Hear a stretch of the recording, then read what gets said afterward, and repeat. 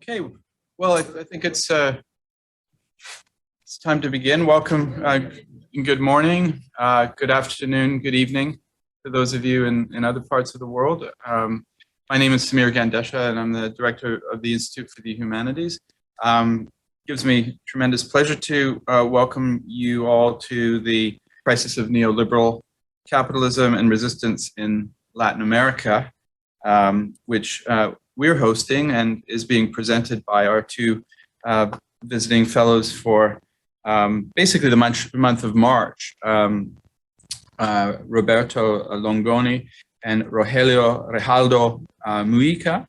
I will let them further introduce themselves when we begin, and I'd actually like to have all of us sitting around the table, as it were, introduce ourselves as well. It's really wonderful to have an international list of participants, so to speak.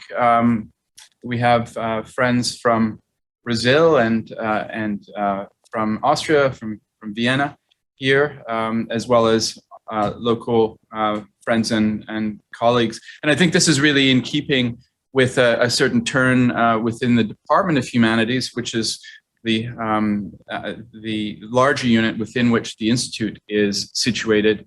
And just recently, the department's name has changed from the Department of Humanities to the Department of Global Humanities. And so I think it's only fitting that we have both a global theme and a global audience and global participants in this workshop. So I'm very pleased to welcome you all from Brazil and from Italy. I'm sorry, from Austria.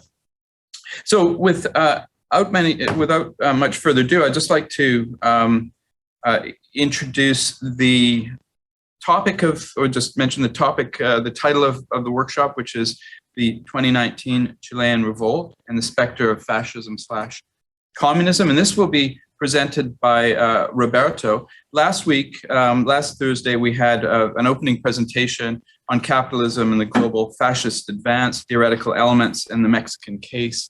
And Rogelio presented that, and we had a very fine set of discussions. Unfortunately, we didn't record that, but we are recording this one. Also, just for you in the audience, not really in the audience, but around the table, I should say, just to know that we will be posting this subsequently, just so you are aware.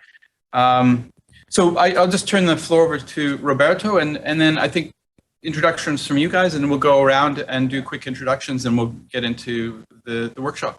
So welcome. Yeah, thanks. Thank you. Okay. All right, take it away. Yeah.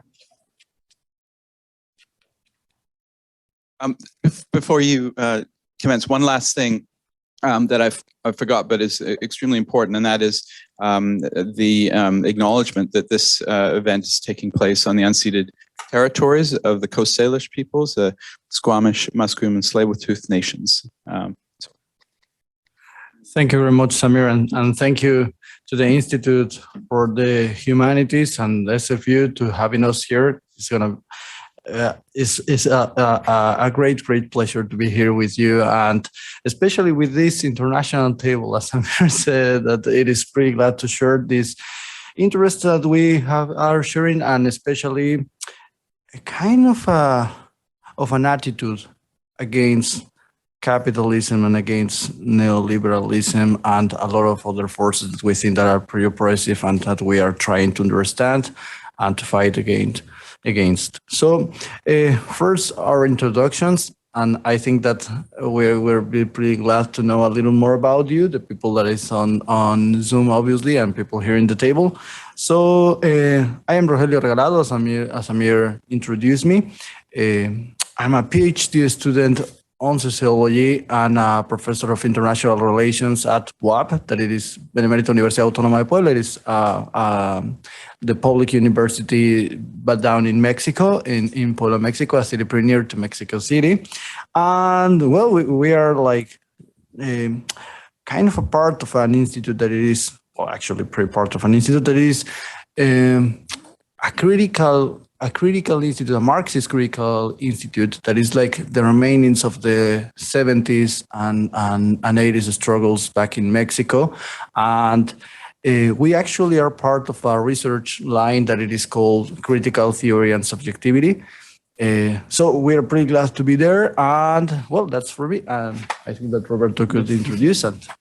Thank you. Good morning to you all. I'm really glad you are being here and everyone here too in the Zoom. We'd like to thank Samir again for hosting us and let us do this thing. I hope you find it interesting. I'm Roberto Longoni. I'm from Mexico too. I share with Rogelio our studies in the Institute for Social Research and Humanities there in Puebla, Mexico. I'm Chilean too. That's why I'm going to talk about this issue today. So we hope you find it interesting to discuss. Our main intention is that to dialogue is an open, these are open questions. We don't have all of these things clear. So it's not a dogmatic thing. We want to discuss these things. So we're very glad you're here, and that's so much. Thanks very much, guys. And I'll just sort of go through and let's say around the Zoom table first to make sure that friends who are at some distance feel fully included. So just on my screen, the next tile is Johannes. Johannes, welcome. Please introduce yourself to everybody. Yeah, hello. Nice to be with you. My name is Johannes Merk. I have lived and worked more than 50 years in Mexico, UNAM, Universidad de Quintana Roo, Baja California. And I'm also very attached to the Institute. I have been there 2 times, and I have a special connection also with Ian Angus, who is present at the table because he was the person who invited me with a scholarship from Mexico to do a research on George Grant and Leopoldo Sea. So I'm very grateful and for the Institute, and I'm very looking forward to the presentation. I'm sorry that I will have to leave in more or less an hour because I have to teach a night class at the university. And it's a normal class again, so I have to go back then. Thank you. Thank you, Johannes, but you might also want to mention your time in Mexico teaching. You were there for about close to 15 years, yes. 15 yeah, years. I worked in several departments, actually in anthropology and in international relations. And the whole idea of neoliberalism is quite close to me since I'm now based in Vienna, the birthplace of Hayek's ideas that actually made their way first in application in Chile, Pinochet in 1973. So there is a bridge there. The Chicago boys basically were inspired by the Viennese Hayek, and he did not make it here in Red Vienna. That was the good part for us, and obviously the bad part for Latin America, and especially for Chile. And I think the popular uprising we saw in 2019 has something to do with this, obviously. Privatized metro station as one of the key elements of the starting point of this. Thanks very much, Johannes. Thanks. Thank you. Daniel, welcome. Glad you could join us from Sao Paulo, right? Yes. I'm also glad to be here. Thank you very much for allowing us to participate through Zoom. I actually tried to be there presently with you guys, but the conditions were all against me. So to introduce myself, my name is Daniel, as you can see. I'm an undergraduate student in sociology here at the University of São Paulo. And currently I'm working on a research on Adorno's account of fascist propaganda to understand Bolsonaro, but globally this advance of right-wing movements worldwide. And I'm also very, very interested in Latin America and in social movements. So again, very glad to be here with you guys. Thank you. Thanks very much, Daniel. Welcome. It's really great to have you with us. And Bruno is somebody I met when I taught in Sao Paulo in it was 2019. Bruno, welcome. So glad you could be here. And in fact, it was through Bruno that I got to know Daniel. So please introduce yourself, Bruno. Hey, hello everybody. I'm so glad to be here as well. I'm sorry that I must leave in an hour. I have some work meetings, but yeah, in resume, I am a master student in sociology department of University of São Paulo, and I'm interested basically in the debate of first generation of critical theory in the United States with the psychanalysts, like the debate of that they made there with Karen Horner and this type of psychoanalytics.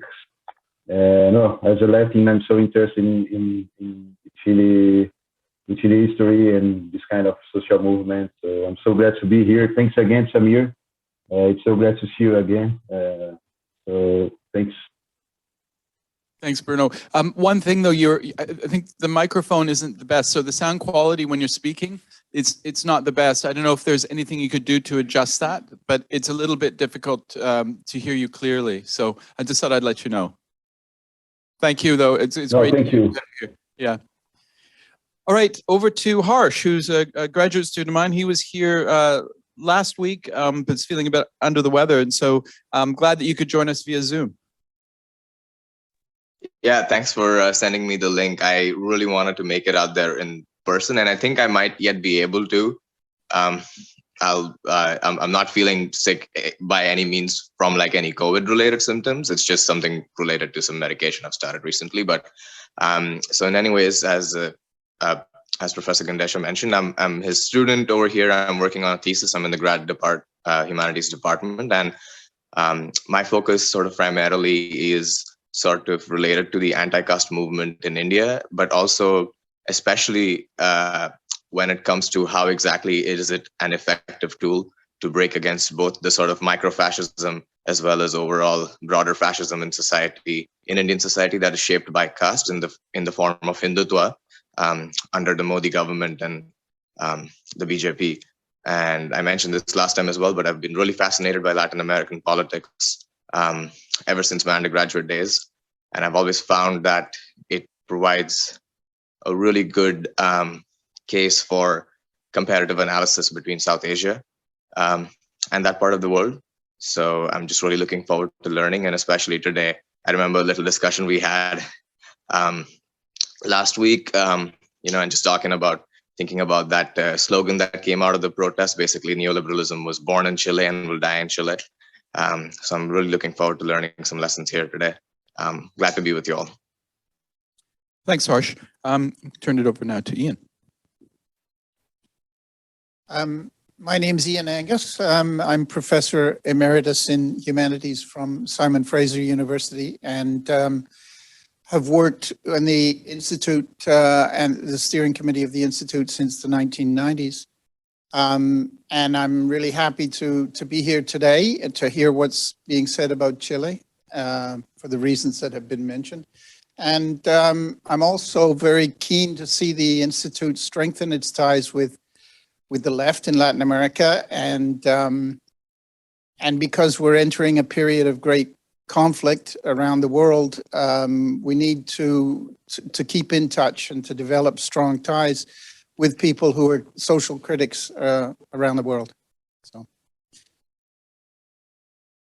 Yes, hello, my name is Viviana Elstein Angus. I'm from Argentina originally, and I think that because of that, I have kind of a parallel history with Chile that I could express, and that will be my contribution. Hi everyone, I'm Ricardo. I'm a PhD candidate in Hispanic Studies at UBC, and yeah, I'm happy to be here to discuss the readings. So thank you very much to all you for coming here, and obviously, especially to Professor Samir Gandesha. It has been pretty kind with us, and we are just pretty happy to be here. So we're going to start this introduction with some comments about last session, just to be like all in the same place, and maybe trying to sum up actually with with the pretty danger to be like pretty reductive of the talks that we had the last session, because it was a pretty interesting, nice talk, but we are trying to do like the main points of this. As an introduction, we would like to comment on some points. Sorry, I have to read this because my English is not that good. So to be clear, I'm trying to read this. So I hope it is not a bother to you. We would like to comment on some points of the addressed in the workshop in order to synthesize what we discussed, but also to establish the points of connection that are sustained with the same topic that we will deal today. It is very important for us to realize that the workshop in general, although it deals with different individual cases, in reality presents important points of connection with a totality that surely also challenge the experience that you can show us. The previous session began with understanding of some important points about our position, among which highlighted the importance of sharing workshop that deals with the crisis of neoliberal capitalism and not only neoliberalism.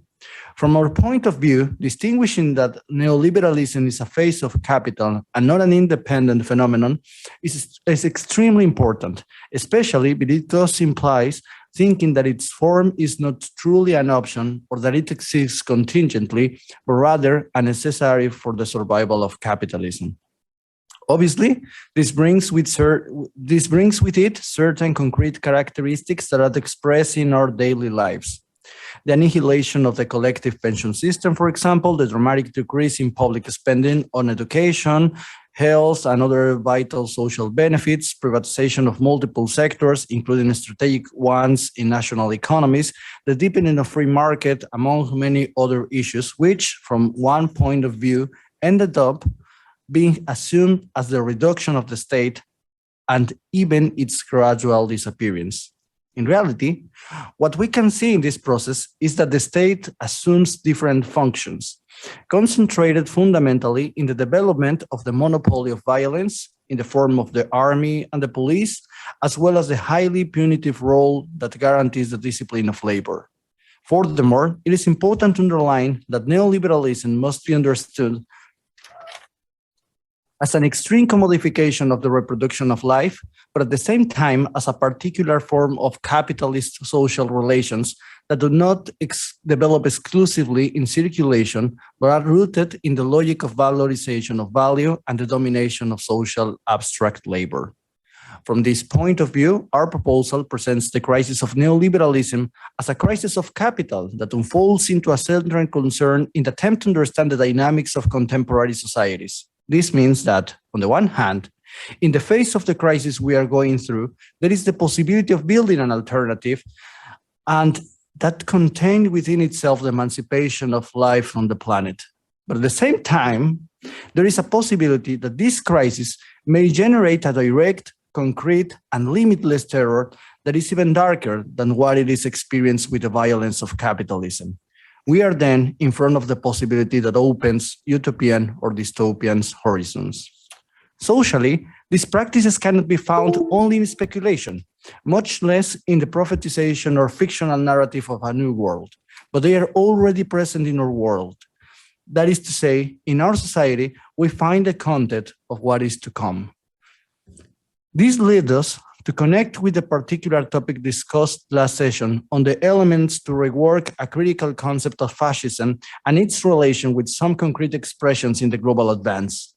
The elementary contribution of this proposal has to do with the rejection of the tradition that speaks of a kind of catatonic fascism, a political force that, after the military defeat, was annihilated. However, the declaration of his death was a mistake. In reality, he was in a catatonic state, and for that reason, we can see him prowling the streets today. From our point of view, this is not only an analytical mistake, but also an omission of all the fascist terror lived beyond the political form it took in Europe. But rejecting this is not enough to try to explain the visibility that it has today. To approach this point, it has been necessary to work on the concept of fascism as a phenomenon proper to capitalist social relations. From this point of view, we work on fascism in its exoteric and esoteric aspects.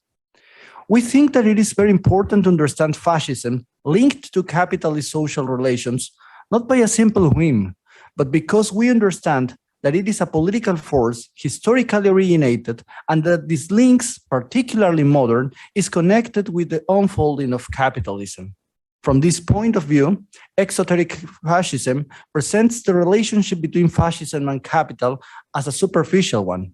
This is not to say that it lacks analytical depth or that the treatment is banal, but rather that, derived from a concept of capitalism, that it is understood fundamentally as an economic system or as a mode of production. The form of fascism appears as a guarantor of the reproduction of capital.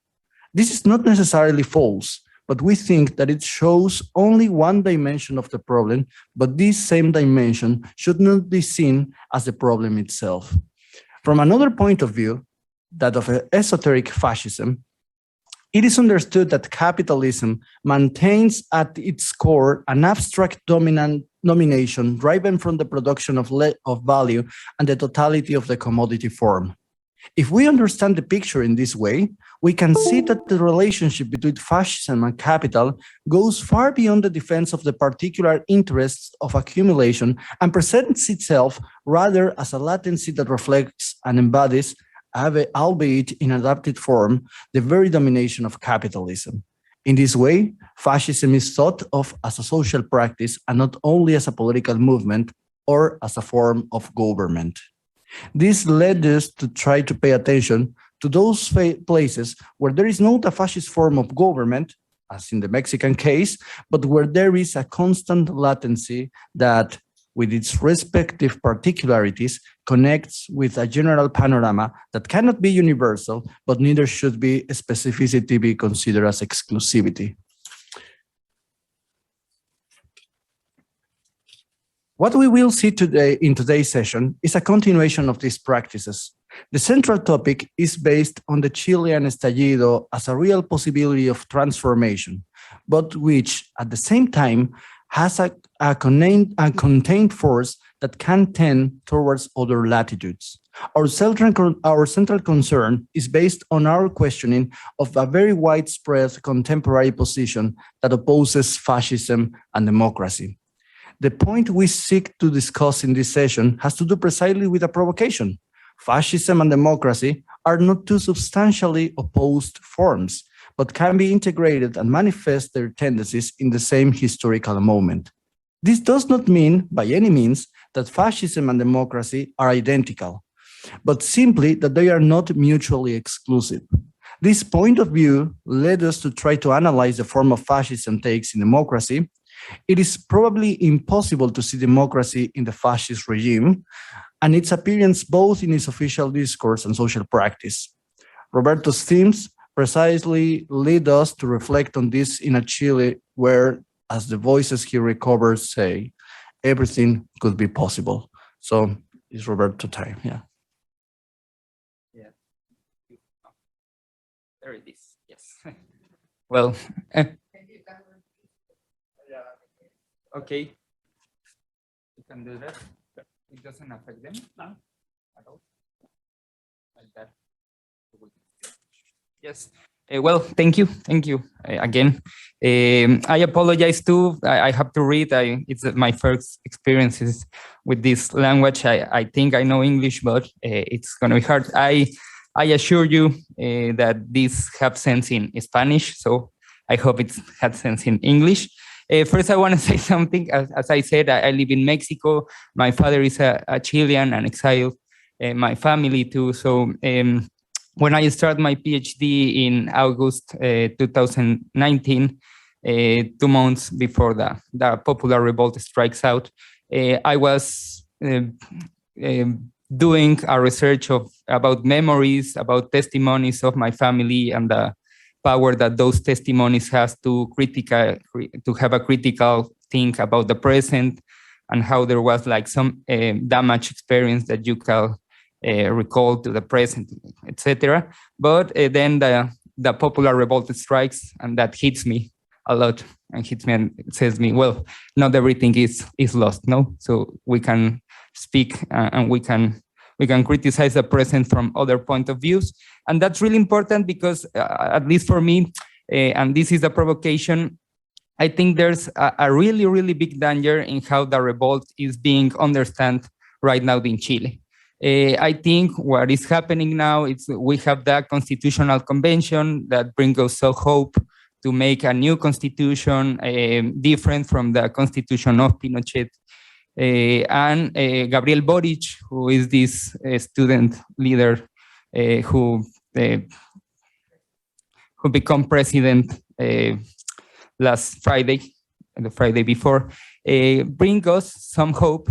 But I want to say that there's no the realization of the yearnings of the revolt. That's the provocation. I want to say, because I think he thinks, and the movement that is around him and the convention, they are not like, we can say that there's not an important thing there, but we have to say that that's not enough. And I think the yearnings and desires of the revolt lead us more far away than that dynamic. So that's more or less what I want to say. I apologize too because, well, I'm not gonna repeat what I sent you in the narrative. I'm gonna share some experiential things, some experiences that lead me to my family and my personal experience with this thing. And some, well, trying to establish this link between the past and the present and that actualization. But there's too some theoretical reflections. It's not only like a history, a personal history. It has to be linked with some theoretical reflections, yes, that I am doing about this thing. So I hope you find it interesting to discuss. As we said in the Institute, and that's really important, and that's a principle, we think that the struggles like the popular revolt in Chile don't give us answers, but open a lot of questions. And that's important because it's an open thing. This is not a dogmatic thing. We have to, and I think the popular revolt, what's the more potential thing in the popular revolt in Chile is that it opens questions, really important questions to think the transformation of the world in a radical way, who is what we are interested in. So I'm gonna try to be clear. So here it is. So in 2019, as we all know, in Santiago de Chile, samples of individual and collective rebelliousness burst out explosively, expressed in an increasingly open, strong, and deep way, starting on Friday, October 18. Such samples of rebellion will quickly spread throughout the country in the following days, generating a moment of instability and rupture that to this day continues to mean great challenges in theoretical and practical terms for all those interested in thinking about the possibility of radical transformation of society. When, after several attempts, I was finally able to travel to Chile in November 2021, the large mobilizations that broke out in October 2019 and which maintained an important force over several months in Santiago and throughout the country had already lost the presence that earned them to be considered the most significant since the so-called return to democracy in 1990. Until then, my approach to Chilean popular revolt have been from a distance, mainly through three areas: my family, social networks, and several interviews I was able to do virtually with people and groups involved from different spaces and positions in the protest. From the family level, my parents were the first to give me an idea of the complexity and strength of what had happened. They were both in downtown Santiago that Friday, October 18, right in the place that will become the epicenter of the revolt that afternoon.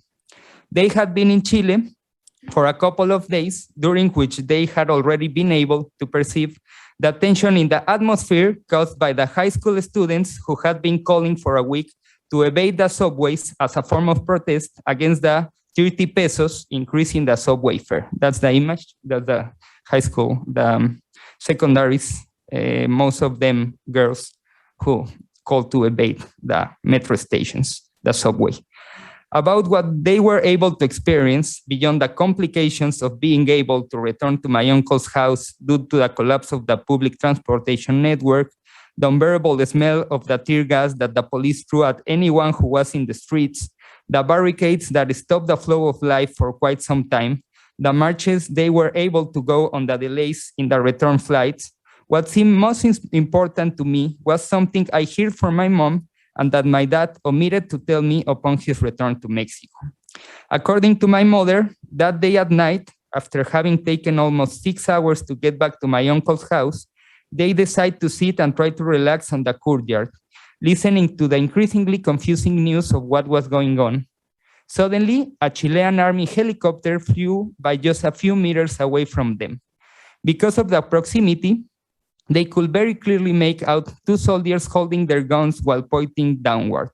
My father, upon seeing this, ran into the house, saying that it seemed incredible to him that this was happening again after more than 40 years, obviously alluding to the military coup, to the repression and fear that this event meant in his life. With my other family, the experiences, reflections, and analyses shared about what had happened were based on tense position.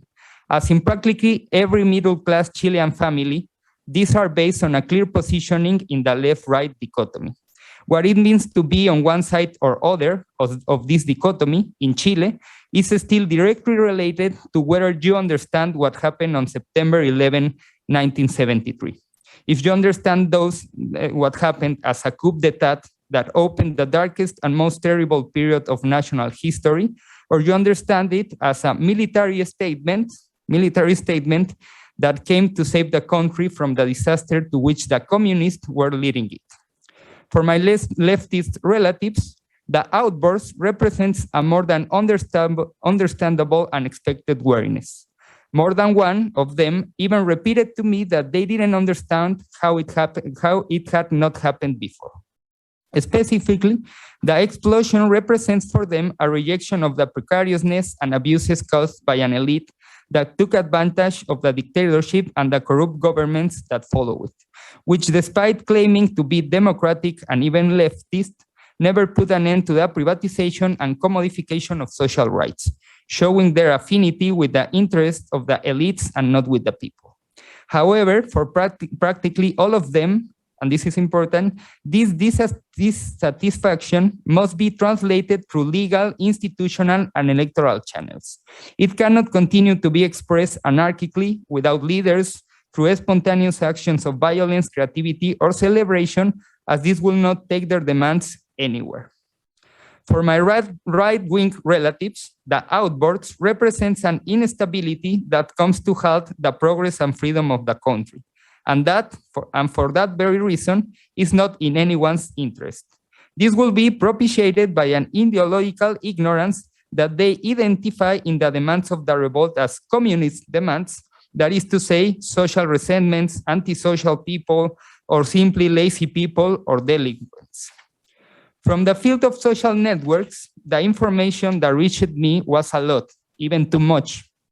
The speed of images, videos, news, audios, texts, which I was able to start reviewing from the first day of the revolt, soon overtook me. In all of them, the dialectic between hope and horror was evident. On the one hand, looking at the squares and parks full of people singing in unison songs by Victor Jara and Violeta Parra, painting the walls with the numbers 1973, 2019, the slogan, "This is also for the memory," or "It's not 30 pesos, it's 30, 43, more than 500 years," or "Joy never came," raising flags with the face of Salvador Allende and the legend that said the dream exists, dancing, acting, shouting, laughing, hugging, and kissing, dialoguing in territorial assemblies and open cabildos, confronting the policy or tearing down monuments of old colonizers, fills you with a feeling of joy that indeed makes you think of the possibility of the profound change, that something new is to come, that everything is to be done. On the other hand, watching the police shooting at the faces of the demonstrators, listening to the president declaring war on the people of Chile, listening to the testimonies of those who partially or totally lost their sight, of those who were beaten or tortured or detained and even imprisoned, brings up feelings of rage, impotence, sadness, and fear that in turn make you think of the continuity of the horror, make you think that the horror never went away. From the testimonies and experiences of the people and collectives that I was able to interview virtually, the revolt was understood in many ways, as the certainty that fear no longer exists, as an expression of a yearning for solidarity and peace, as an expression of a deep rage that did not fit into any of the forms of current politics, as a cry against an unjust model, as anger arising from the dissatisfaction and precariousness caused by the system, as resistance to privatization, dispossession, exploitation, commodification of life, as a rejection of the supposed peace and reconciliation achieved by the democratic transition, as a struggle against patriarchy, colonialism, neoliberalism, the elite, corruption, abuses, big business, transnational corporations, monopolies, commercial centers, malls, bosses, etc. As is notable in this case, we all tend to interpret what happened from our perspectives and desires. The most important thing, beyond this plurality of perspectives and testimony, is to recognize, without being reductionist, that a profound certainty runs through all of them, which is that of the novelty of what happened together with its relation to the past, the politicization it has generated, and the watershed it means in the history of a country that has been asleep for long periods, that the certainty that Chile woke up and that it never has to go asleep again. Likewise, in my opinion, it is notorious that all the reflections, perspectives, and analysis of the revolt are crossed by a very vivid historical consciousness, by a wound that allows us to affirm that the tensions and longings of the past are something present. How we relate to this ghost of the past, as Walter Benjamin warns us, is also political. The Chilean Popular Revolt reminds us that the way we interpret and understand history is not something neutral, and that the way we establish a relationship with the past, with its narratives and longings, also determines how we question or not the present and how we consider the possibilities of this transformation. At the risk of being reductive, but for analytical purposes, we currently recognize three perspectives and ways of facing and understanding Chile's past-present. Each of these three perspectives and ways has, as we shall see, very different theoretical and political consequences. The first of these is what we can understand as a right-wing perspective. For the right, the past is something that should be definitely buried, together with the thousands of people who if they were imprisoned or killed, they say little or nothing about the torture or human rights violation. It was because they surely deserved it. Barbarism for the right wing will be justified because only through it was possible to save the honor of the homeland, maintain its constitutive values and social order, and put an end to the cancer of Marxist communist authoritarianism that was about to take over the nation and put an end to its future. This reactionary, negationist, or justifying understanding of what happened from 1973 onwards has remained in force since the times of the dictatorship and has by no means disappeared with the democratic transition. Its most evident institutional expression has been the permanence of politicians and businessmen directly linked to the Pinochet dictatorship in the public policy and political parties. One example of this is the two-time president of Chile, Sebastián Piñera, a businessman and member of a family that benefit enormously from the dictatorship in economic and political terms. Another example is the increasing support for the figure of José Antonio Cast, a conservative ultra-right politician also linked to the military dictatorship, whose libertarian discourse denies the rights of sexual dissidents, women, native peoples, etc. Advocates the reduction of state and the unrestricted freedom of markets, the technocratization of politics, and the iron fist against communists, anti-socials, and terrorists as a legal and security perspective. Beyond this, it is also necessary to note some more esoteric expressions of the latent and real permanence of this subjectivity. The massive marches for the traditional family and against gender ideology, the vandalization with Nazi, fascist, and pro-dictatorship insignias of memorials and places of remembrance of the victims, the constant attack against Mapuche communities in the South, which is expressed as physical and verbal violence for their presence in cities, townhouses, and public places in general. The marches in Iquique, in the north of Chile, which aim to be burn the tents and belongings of Venezuelan, Haitian, and Colombian migrants who cross the borders there looking for a better life, to violate them and expel them for, according to the people, being guilty of generating chaos and insecurity in the city. Another example of how this perspective, this proto-fascist perspective of the right wing, is expressed on a daily basis is the rejection of all forms of social protest or struggle. These tend to be seen as expression of social resentment, ignorant, lazy, or antisocials who, unlike others, have not made enough effort to improve their living conditions. Popular claims for the right wing are claims that arise from envy and the desire to be able to receive everything for free, to not make an effort for nothing, and to take from others what they have earned with their work. In general, these demands and the individuals who support them are identified as communists, an abstraction under which they identify all expression of social discontent without any nuance, and to which they associate authoritarianism, lack of liberties, political corruption, and social backwardness. As in the 70s, the general idea is that the progress of Chile, the progress of the nation, depends on the disappearance of these communists. The second perspective is that we can understand as a progressive left perspective, represented mainly by figures and movements linked to the former Concertación de Partidos por la Democracia and the more recent Nueva Mayoría. La Concertación is the union of parties that lead in some institutional way the transition, the so-called democratic transition. Sorry, I wasn't. Well, there's some images. Those are my parents. I have to and there's the image. So that's my nephew in some way. That's an image from 1970s. No, only my father, my mother, no, but they were there, so they could tell me. And well, that's a link. The image is that links. That's what I was saying, 1973, 2019. I think that's very explosive thing. And that's what I was saying about understanding the past. Sorry.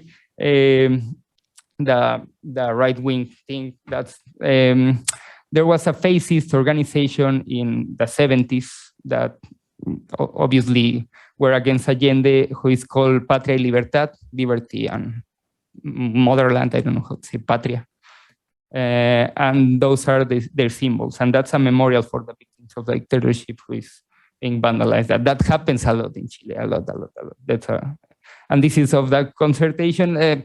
La Concertación is this union of parties that in some way leads the institutional transition, but there's going to be a lot of troubles with the Concertación. Some of their main figures like Michelle Bachelet and Ricardo Lagos were later presidents of Chile, and they really didn't do much for justice or for some of the desires of the people. That's why the people, they govern Chile, they lead Chile about 30 years as Concertación. And that's why people said, well, these 30 years are trash.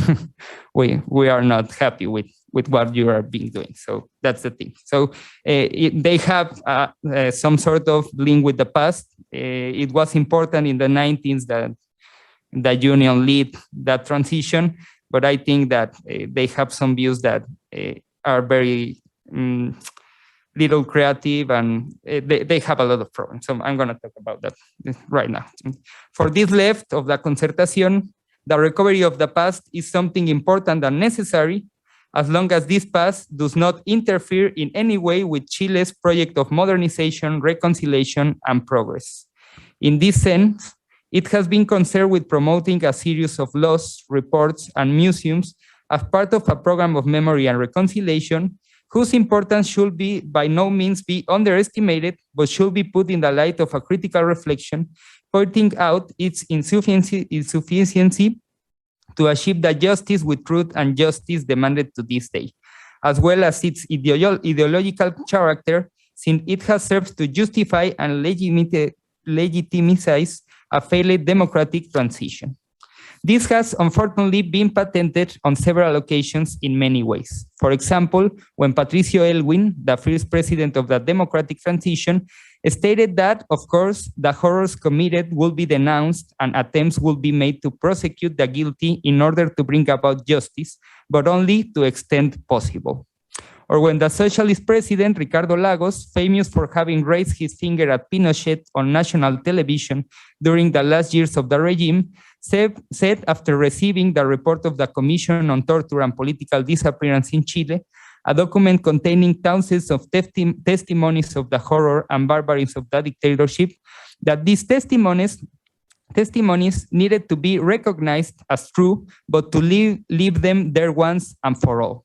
It was necessary not to reopen all wounds that could revive all grudges, which would only prevent looking forward, impeding the progress of Chile. The most critical position of this left, which in some way do propose the need to look at the past, do so from a defeatist and idealized vision. They assume the failure of the popular unity and Allende's government as the end of a unique moment of transformation that will not be able to emerge again, and that therefore can only be brought to the present and that which was and can never be again. The past is arrested in a moment of defeat, leading to a demobilizing and unreflective melancholy, which longs to return to the past positively, to recover it as it was. This historicist view, as Benjamin warns, turns history into a static and immobile narrative. It turns the past into a series of positive and given events and occurrences which end up dying on the sideboards of museums or in tombs and statues in which the denied historical experience is no longer present. The practical consequences of this defeatist historicism is the positive assimilation to the tendencies of the world, the acceptance of defeat, of the end of history, as well as the need to forget any possibility of speaking of revolution or socialism in order to be better adapted to the new democratic times. Hand in hand with this, a theoretical perspective emerges in which negativity and the rejection of an unjust world and its imperative are understood as necessary evils of progress, giving way to a positive vision of development. This vision sustains the idea that social unrest, including, of course, the revolt, should be read as symbol of the success of modernizing projects promoted by the governments of the transition. Such a project will have generate such high possibilities and expectation of development for the people that it was evident that there will come a time when it will not be able to fulfill all its promises immediately. This does not mean that the model cannot fulfill the expectation it generates, but it does mean that the pace of its progress exceeds at certain times the normative frameworks in which it develops, generating a certain anomy that could be resolved over time. The revolt, from this point of view, is an expression of people's discomfort at not being able to immediately access the levels of consumption that the system itself could allow them. In this sense, it is suggested that the popular desire most strongly expressed in the streets will be to be able to integrate more profitably in the dynamics of consumption. The third and the last perspective is the one we call of a radicalized left. This is the one we consider to have been most strongly expressed and promoted in the revolt and from the yearning for social justice and self-determination that Allende's Chilean road to socialism sought to achieve. His yearning to be masters of our own destiny remains valid insofar as the possibility of its realization was impeded by the military barbarity supported by the Chilean oligarchy. This validity is expressed, for example, in the clear allusions in banners, walls, slogans, dances, and interventions of all kinds to the aesthetics and ideals of the popular unity. Banners with Allende's face and the phrase "that dream exists," walls of the popular brigades that in the 60s portrayed the feelings and dreams of the working class, banners with fragments of Allende's or Miguel Enrique's speeches, concerts and public interventions with songs by Víctor Jara, Quilapayún, Inti Illimani, with verses by Violeta Parra from her speeches and ideas, etc. However, it is necessary to specify that the revolt's recognition of the validity of the yearning for self-determination that was the foundation of the Chilean road to socialism is not a recognition that it is given from a defeatist melancholy, that closes forever to another moment of transformation, or that understand the paths that were proposed before to achieve it as a kind of political formula that could be brought to the present intact. That of revolt is rather an actualization that brings us back to what Adorno and Horkheimer said in Dialectics of Enlightenment. What is at stake is not conservation of the past, but the fulfillment of the past hope. For us, the most fundamental question that we can draw from this historical political consciousness and its actualization of the yearnings of an unfinished past is the one that questions the possibility of its realization in the present. That is the question of whether and how it is possible to understand the actualization of this yearning for self-determination as the foundation of a critical theory of society. We believe that the answer is yes, but it is important to clarify some things. For certain sectors of this radicalized left, those linked to social movements with a statist logic and non-traditional political parties, the realization of the yearning for self-determination is possible through what they call a change of model, different from the neoliberal model. For this sector, neoliberalism is an economic model driven by a public policy agenda of corrupt governments aligned with the interests of the national and global business elite. Neoliberalism is simply understood as a development model in which the economic interests of the elite are given primacy over the political interests of the people, understood as a dichotomy between the economic, private, and the political public. Due to such economicism, which will leave aside the possibility of integral development of all the spheres that constitute the social order, neoliberalism will be in itself incapable of generating a non-pathological social cohesion. This discomfort expressed in the revolt is due, from this perspective, to the normative incapacity inherent in the neoliberal model. This incapacity is understood as a mismatch between social dynamics and the norms that should be able to guide and shape them. The Chilean intellectual Fernando Atria explained this with the following metaphor. According to him, social dynamics are like a river, and norms are the containment barriers that serve to provide a safe and stable channel for its fluctuations. The revolt will represent the overflow and rupture of these barriers. It will show above all that these barriers must be remodeled, but no longer in the same way as before, since it is evident that they are not adequate. To rechannel the river, another model is needed, one that allows the river to return to a certain stability, but without feeling constantly contained or repressed in its desire to flow. This remodeling will be possible for this sector of the revolt through a constitutional convention aimed at writing a different constitution from the one written under dictatorship, as well as through a new government presided over by the young social democrat, former student leader Gabriel Boric, who last Friday was sworn in as a president of the Republic of Chile, amidst a climate of great approval and hope. Boric, in his first speech, made several nods to the figure and ideals of Salvador Allende, and emphatically pointed out that his government will relentlessly push forward the demands of the social movement that erupted in October 2018. However, for another broad radicalized sector that was also part of the popular revolt, these wings and promises do not represent something so authentic. From this sector, represented in autonomist struggles outside the state, anarchists, feminists, libertarian Marxists, etc., a new constitution and the election of Boric are not seen as bad in themselves, at least within the parameters of liberal democracy, and especially with the far-right José Antonio Cast as the other possibility. But they are critically pointed out as insufficient and destined to fail in the face of a capitalist social logic that includes the state as a political form contrary to all autonomy. Tensions between both sectors became evident, for example, during the whole period of Boric's campaign. Those who supported Boric in a convinced and determined manner called hundreds of times for demobilization in the streets and to stop any expression of a street rebellion, as this could dirty the movement and the candidacy, as well as give excuses to the right wing to accuse them of violence and of generating chaos, provoking fear in potential voters. They also pointed out, as well as several characters of the right wing, as violent and foolish and ignorant people those who on the first day of the Constitutional Convention raised their voices to say that their dreams of freedom and justice did not fit in the convention.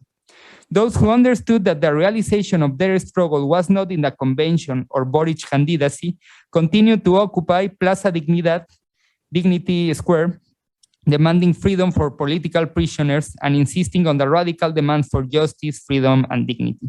They continued and continue to be repressed on Friday afternoons and are seen more and more as antisocial, who do not understand that change has already arrived and this is no longer necessary to demand anything. It should be said that the criticism that emerged from these sectors of the margins of the state institutions and against the convention and Boric is not only a criticism made on esteem, purely nihilistic or infantile. It is a critique that arises from organized spaces in the territories and populations historically repressed and marginalized from traditional political dynamics, for whom the very logic of a state is a logic that cannot be separated from the capitalist way of life, which is rather a way of survival that leads to death. This critique could point, although this is my interpretation, towards a critique of neoliberalism, not simply as a development model or a public policy agenda, but as the appearance that capitalism, understood as a mode of reproduction of social life in all its dimensions, has acquired to sustain its valorization dynamics in the crisis of the 60s and 70s. In this sense, there is a moment of truth in the thesis of normative incapacity inherent in neoliberalism.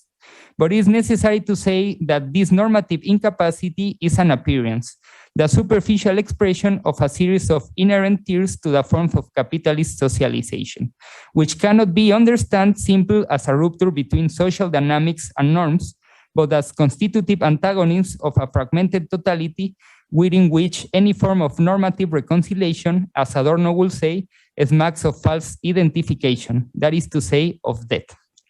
We believe that from a critical theory founded on a materialist sensibility and without pretension of synthesis, the question of the possibility of realizing the historical yearning for self-determination contained in the Chilean Popular Revolt should not derive in a series of normative parameters that assure to solve the problem, but in an answer that is at the same time the opening of other questions and reflections. This answer is the one that points out the impossibility that in capitalist society can be realized the promise of freedom that underlies it. This is due to a social logic based on value that far exceeds the institution of liberal democracy and the individual wills that preside over them. The question that will be open to try to go deeper is precisely what is it that objectively and subjectively prevents freedom from being realized in this society? What are those abstract and concrete conditioning factors that, while allowing the material development that will make it possible for no one to die in this world, impose a logic of survival that denies us as living individuals and turns us into appendage of a machinery that works through us, but which we do not control. What are the political consequences of this? In terms of the possibility of radical transformation, many. In a way, this tension between normative and negative visions presented brings us back to the discussion between reform and revolution. On the one hand, normative visions are reformist because their horizon is social cohesion. Their concerns are not to radically transform how we reproduce our life individually and collectively, but to generate normative frameworks that allow a more friendly integration to the logic of capitalism in its current neoliberal stage. This integration is promoted through certain public policies that ensure certain social rights, but do not prevent the continuity of the logic of sacrifice and suffering of capitalism.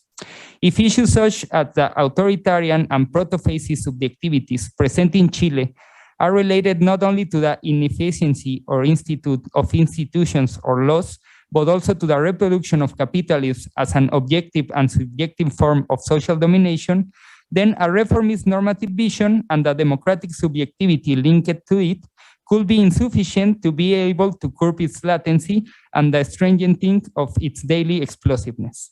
On the other hand, a critic that persists in negativity in the denunciation of all forms of normative reconciliation as false will probably not have immediately practical effects. but it thus points towards a radicality for which the possibility of self-determination is only possible if our existence ceases to be subjected to the imperatives of the value form. And this is not achieved through the state, not through a convention, nor through Gabriel Boric. To conclude, I would just like to describe two more images that I believe are relevant to what has been said. The first is a phrase I read written on one of the walls of the Mapocho River, the river that crosses Santiago, right in the place where a young man fell because a policeman pushed him during a demonstration. The phrase read, "We are the river that has gone out of the flow, and we never want to be channeled again." The second, a letter poem from a young political prisoner of the revolt about the election of Boric and the dangers of placing all hopes for social transformation there, as well as not having a critical historical conscience. I read the letter poem. Later, they will come to tell us in jail about how nice the election was, that with paper and pencil, now there are rights for you and me. They are going to ask us in this civic party to behave well, not to go on hunger strike, that we respect the resolution of the court. They are going to tell us that the past must be left behind. Ice less, ice more. That 22, 23, that the fourth floor of the Museum of Memory will be made available to them. That their mothers will be able to go there to mourn them. That they can make a separate foundation if they want. That now only 3 people will be needed to have a legal personality. That there will be truth and reconciliation commissions. That they will publish a beautiful book with color plates. That a new transition will begin, and that we will have to live with the healthy joy of the clean victory achieved. They will tell us that if we do not respect the agreements we did not sign, they will hit us harder. That nobody wants another dictatorship, that democracy and rights are empty signifiers and they have to be filled, and then we will have to vote for them, so that the change are maintained. To make new and better laws in tune with the new pact, laws for the 21st century. A friend tells me that the story sounds familiar, that she doesn't buy the story, that we have to do something, and I am burning with a desire to become. And that's all. I hope you find it interesting. I'm sorry for the pronunciation. I did my best. Once we do reconvene, so those of you who are on Zoom, we're just going to take 5 minutes. But I think what we'd like to do, because there are, I know Bruno has to go, Johannes has to go and teach, right? So we'd like to hear from you guys right away, so you can participate as you know, while you're here, before you have to leave, and then we can open it up to the rest of us who will be hanging around. So good. So 5 minutes, and we'll be back.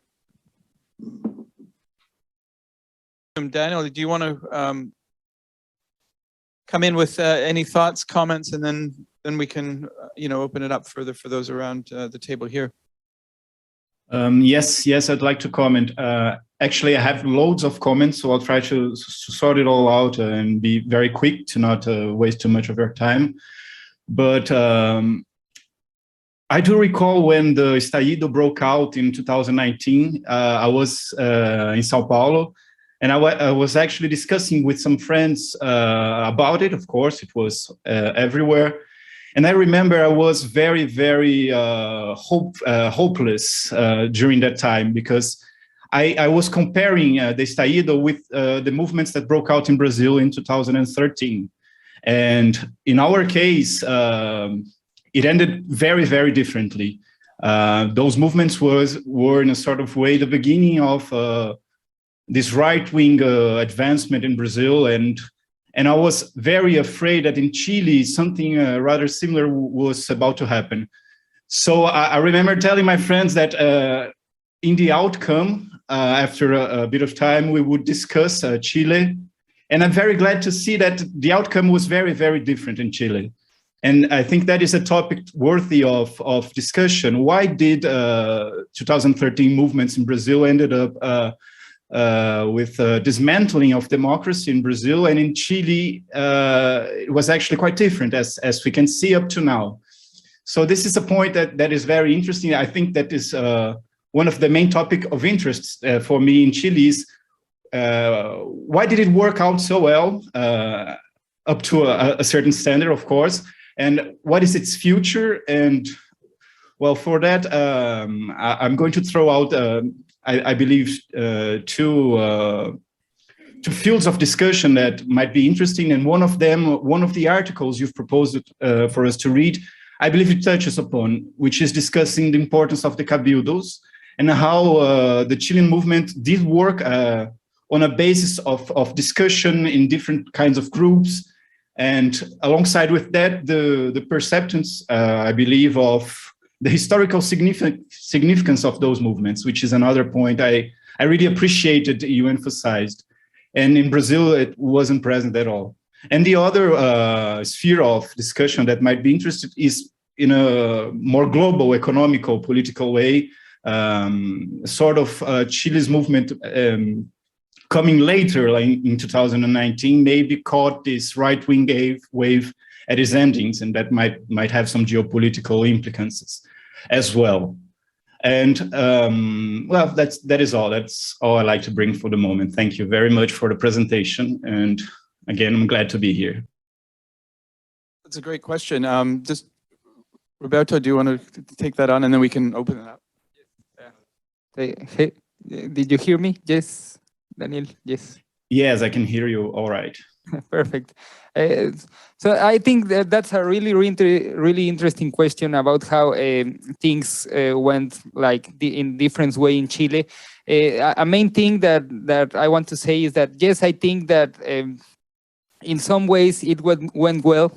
I mean, it ends in some way. Well, what I was saying is that it doesn't end with Boric and the convention, but that's some way that the revolt took. And but in the other way, it was a really strong tension with these expressions of proto-fascist and this latency of authoritarian subjectivities that were present too in Jose Antonio Cast and the other candidacy of the candidacy of the right.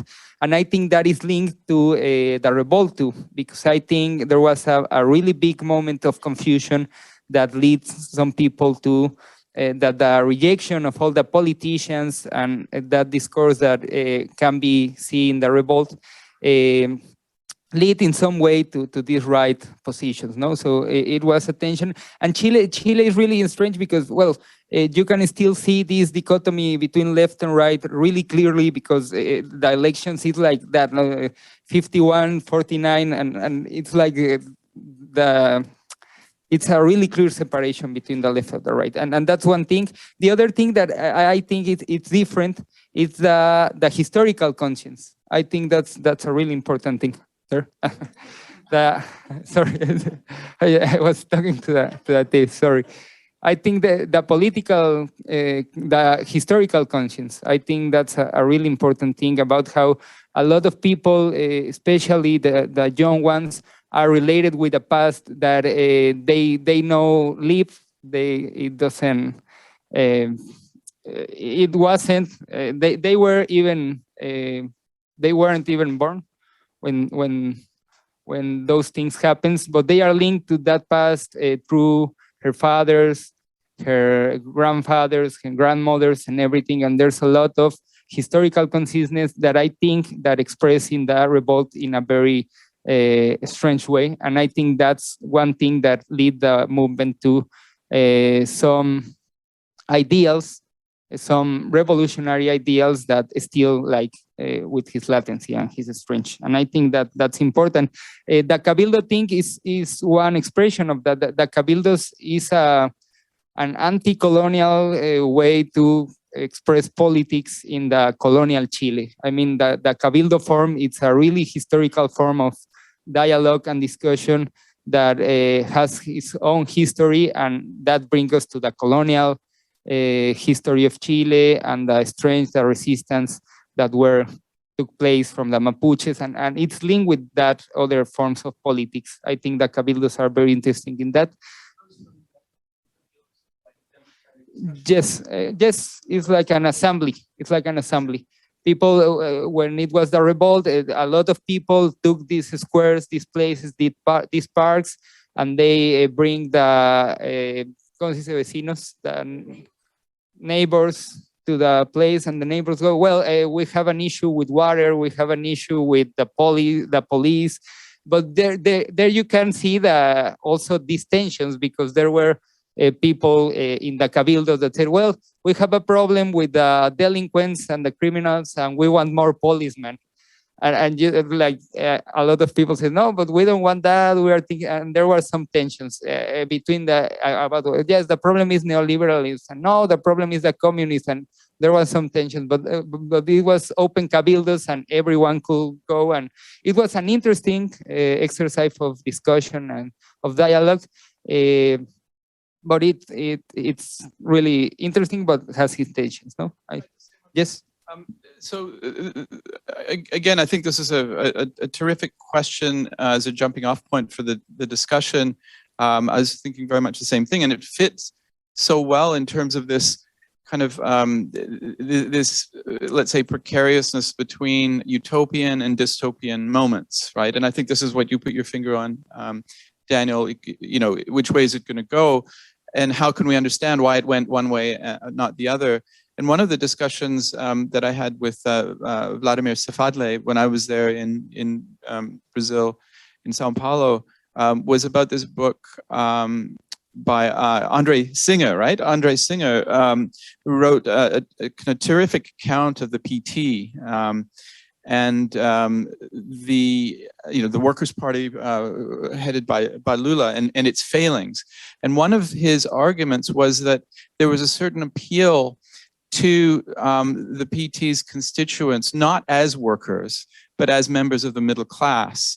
And what does that mean? Well, that means a kind of individualistic appeal, right? So there was an attempt to raise their income levels, to bring them out of poverty, and the PTs seemed to be quite successful in doing that. But they did so, not as a sort of self-organization and empowerment of the working class, but rather as aspirants to the middle class. So they thought in these individualistic terms, right? And they wanted access to private education. They wanted their own cars and so on. They had a very bourgeois understanding of what the good life was. And it seems like this whole structure of the Cabildo is very different, right? In terms of being part of some sort of collectivity, right? And having more of a, let's say, a kind of post-individualistic understanding of how one defines one's interests and how one might define, taking charge of one's own destiny and so on. But of course, there are limitations. I can see, you're thinking this, so I'd like to hear about that. It's something about that. I think, no, yes, but I mean, that's a moment of truth about this progressive left that I was talking about, this progressive left and his intellectual that say, no, people are really disappointed because this, that people is disappointed is a good sign, because modernization, it means that we are in a good way for modernization, because they are generating some expectation of what his life could be. So it's okay. I mean, we have to do it better. But what people are asking,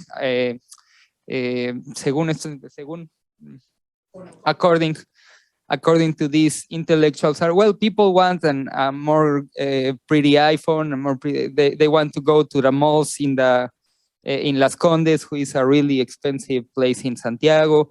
They want to integrate in the consumption.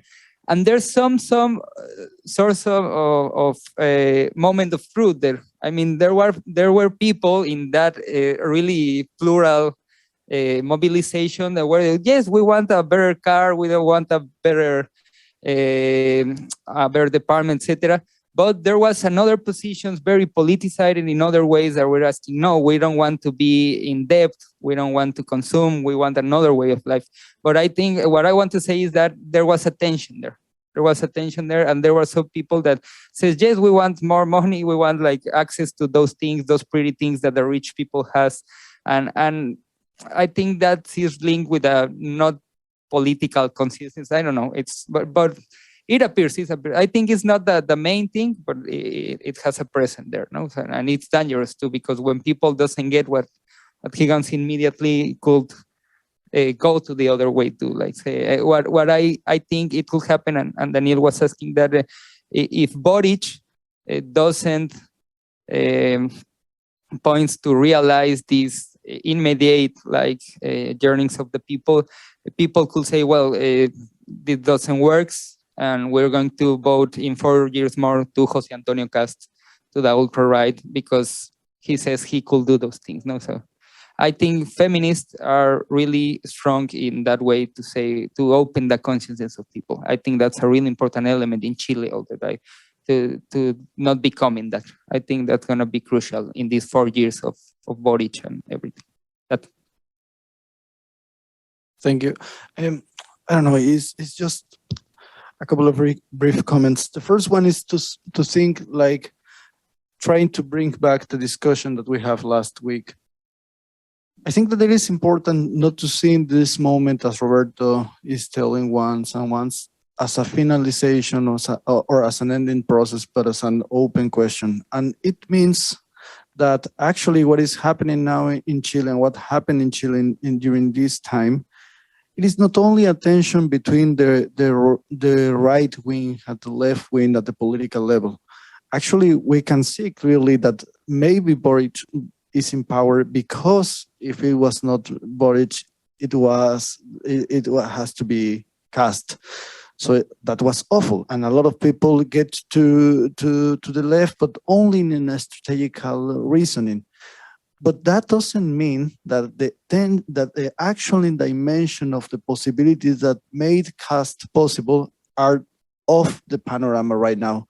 So there is a tendency, not only in the right wing actually, that it is like clearly viewed and you can actually oppose against them because they are marching and pretty clear against some positions that are pretty practical for the life and for I think for a lot of groups that are actually suffering the consequences of the politics of the right wing, and you can be pre-opposed on that, but it is difficult to be opposed the tendencies on the left, the fascist tendencies on the left. So I think that we have to think in this moment, like, obviously the revolt enlightens something, but I don't think that Boric is a realization of that enlightenment.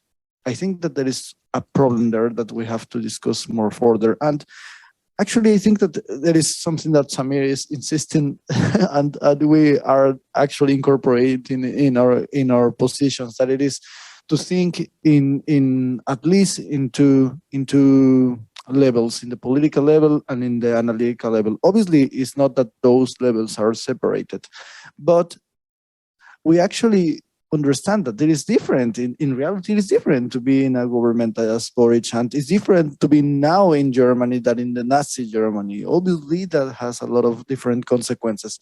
But we have not to forget that this separation only operates at the political level if we are thinking about maybe the urgency of our times. But that is also a further problem, because the urgency in our times could drive us to another position that it could be pretty much radical on the bad side. So I mean that it is hard to be. And the other thing is about the subjectivity that Roberto was talking about with the luxury that we can get of capitalism and how people is mediated by that luxury. But that is one of the biggest problems that we see in the contemporary revolts, that actually, and it is genuine, that we can see people, you don't have to like iPhones. You don't have to you are, I don't know how to say this, se te prohíbe ir al cine? You cannot go to popular cinema, or you can't buy expensive clothes, for example. You can say that to people because there is a promise for years and years that is going to come, and it is not coming. And when people see a moment where that could be realized, so there is a struggle there also. But the subjectivity that is there in that position is maybe the one that it has a lot of complexity, and it is not easy to take off, and we have to struggle with that also. And I don't think that there is like maybe there is a difference between a revolt and a revolution that we are not seeing now that happening. And maybe a revolution, it takes something that we don't have an answer right now, or maybe we are thinking in the question that how these subjectivities form, how we are crossed through the commodity and through the value form, how we can superate those positions. And that is something that we are into. Yeah. Daniel, please, it's your turn. Shall I go? If anyone else wants to speak first, I'd love to hear them and then talk, as I've already spoken. Well, I can say something if Yeah, please do. First, I'd just like to say that I thought it was a really terrific presentation and clarifying, both as an evidential narrative and also as a basis for theoretical reflection. There's an awful lot there. And there's a lot of things that come to my mind in thinking about it. And there's one theoretical issue I want to raise before we go away today anyway. I don't want to forget. But I have to say the first thing that comes to me, which is a kind of I guess a political question. And that has also a kind of an empirical dimension I just want to ask you about, and also how you think that plays into the situation. And that is the role of the military. We all know that, especially when you see 1973, 2019 written there, in Chile and in all, I think, at least most of the Latin American countries, the independence of the military is a big problem. And it is one advantage that the Anglo-Saxon form of parliamentary relationship to the military has an advantage, if we would ever get to the point of political transformation. So I want to ask you, on the one hand, has there been any, let's call it progress, with regards to reducing the independence of the military and putting people in there at some level of influence that might make them take a different position? And then the other side of the question, you raised the question of whether this popular frustration and autonomous organization is sufficient. One of the ways in which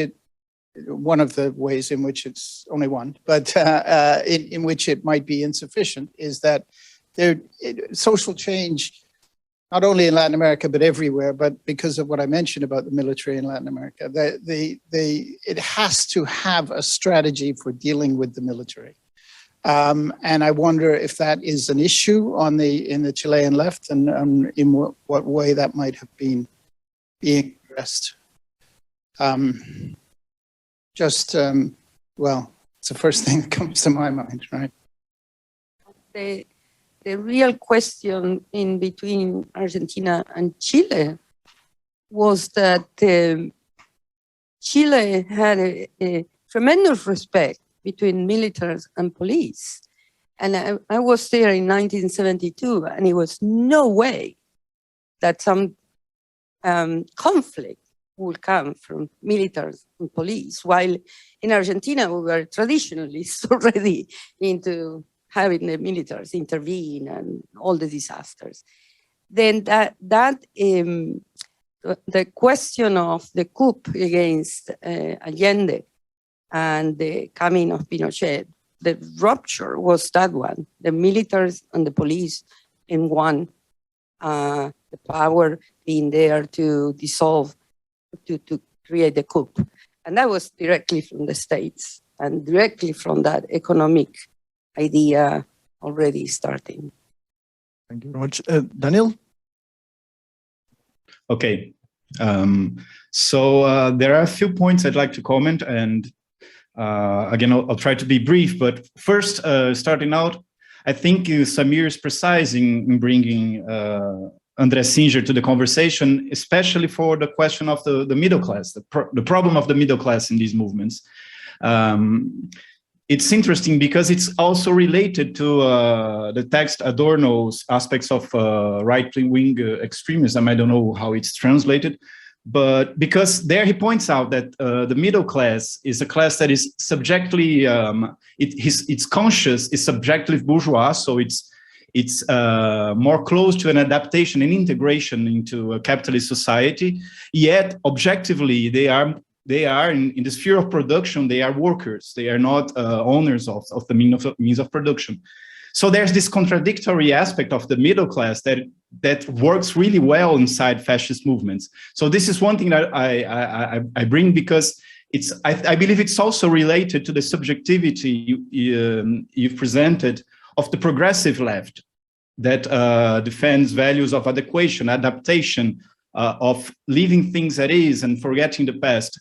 I was just studying the authoritarian personality these days, and it's interesting to see that the aspects of the authoritarian personality, such as this practical mindset, let us say, we're finding them in the left, in this sort of progressive left. So it's a very interesting thing to see how the left itself can, in a sort of way, foster fascist movements, sort of indirectly. The other point I'd like to make is the idea of this process as an open-ended process. It's not over with Boric, and the interesting thing, again, comparing with the history of Brazilian leftist movements, is that sometimes this kind of center-left governments might be a way to calm down this unrest that might actually lead to some real change. So it's important to look at it this way too, and I believe you're right in emphasizing that.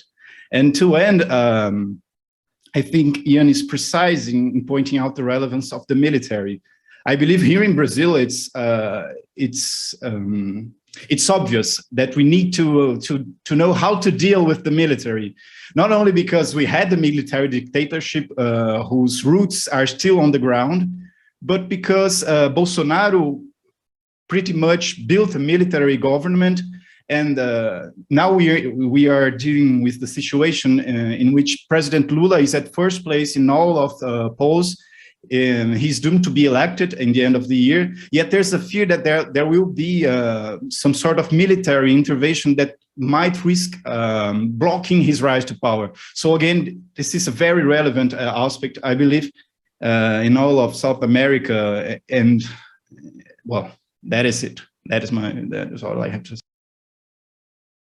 Thank you, Dan. That's a really interesting and pertinent set of comments. One thing I would just add to this is that one argument that I heard when I was in Brazil was that Brazil was in particular danger of a kind of return of the military, which we've seen in the form of Bolsonaro. Then the other two key examples, Argentina and Chile. Of course, there are other examples beyond that, but in the Southern Cone, which had some kind of TRC process, truth and reconciliation process, some reckoning, at least some attempt to come to terms with the past in the way that Brazil completely elided, had nothing like that, which is then what made possible the return of the military in the form that we see now. So I wonder so when we're talking about these sort of practical political kinds of questions, these things can be quite consequential, even as we are here in Canada extremely skeptical of our own truth and reconciliation processes. They're, on the one hand, they're very meaningful for those who participated in them. It was very important to witness the history of colonization, the brutalization of indigenous peoples. But it seems that the actual consequence of the process hasn't really led anywhere meaningful, insofar as, well, the government has declared that its laws would be in line with UNDRIP, the United Nations Declaration of the Right of Indigenous Peoples, but has completely overridden that over again because of the interests of capital, because of the interests of extractivism. So, yeah. Yeah, this is a really important question about the relationship between the symbolic level and just the actual and empirical level of these events. In Argentina, there was some kind of reckoning with the past. It was also very much with the Never Again, Nunca Más report. It was very much in the way of, yes, that's past, it's gone, it's finished, now we move on, But then in the 1990s, Menem, who was in every respect a despicable character, nevertheless defunded the military in a way that has become significant, I think. and which may be the only way in which the power of the military can be attacked, which is simply to cut off the purse strings for the longest possible amount of time. And I would suspect in this context, without wanting to say anything positive about Menem ever, that it was the symbolic move of the Nunca Mas report that allowed for that defunding, allowed for the wide part of the population to think that this was a bad way to spend money.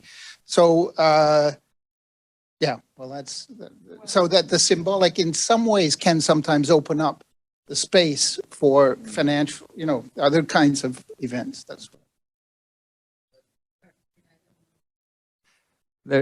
I mean, there's a lot of things, but I like write some points. I think it has to be with the concerns, and I think it's important. All the questions, I think it's really important. First, I think one of the main things that the revolt do in Chile, and my uncles and my father told me that it was that the figure of respect and of fear that the military and the police has with the people, it collapsed.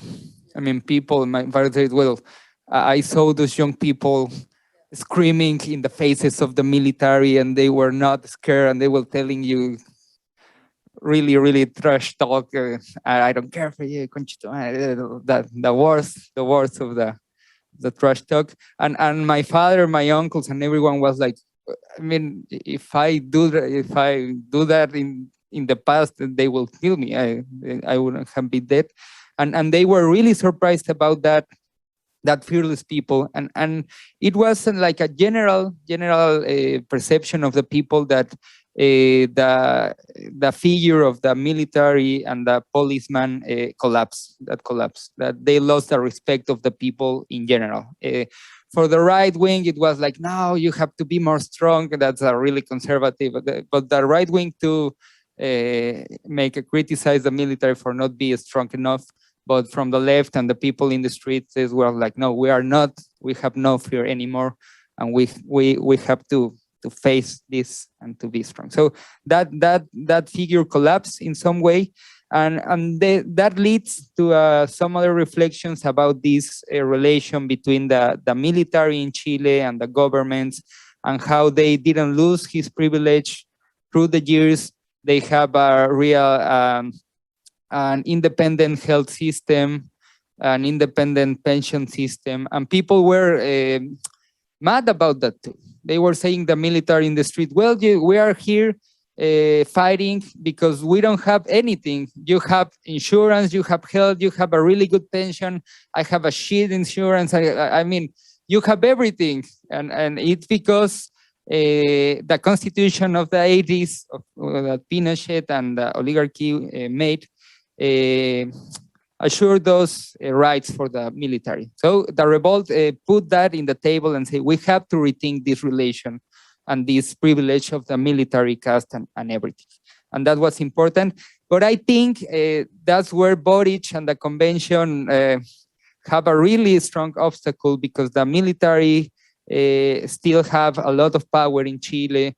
And they say, well, okay, yes, but we have to, I mean, they can do a lot more, the government. They have to be okay with the military. And that's a ghost that is still there. I mean, Boric is not going to tell them, well, you don't have privileges anymore.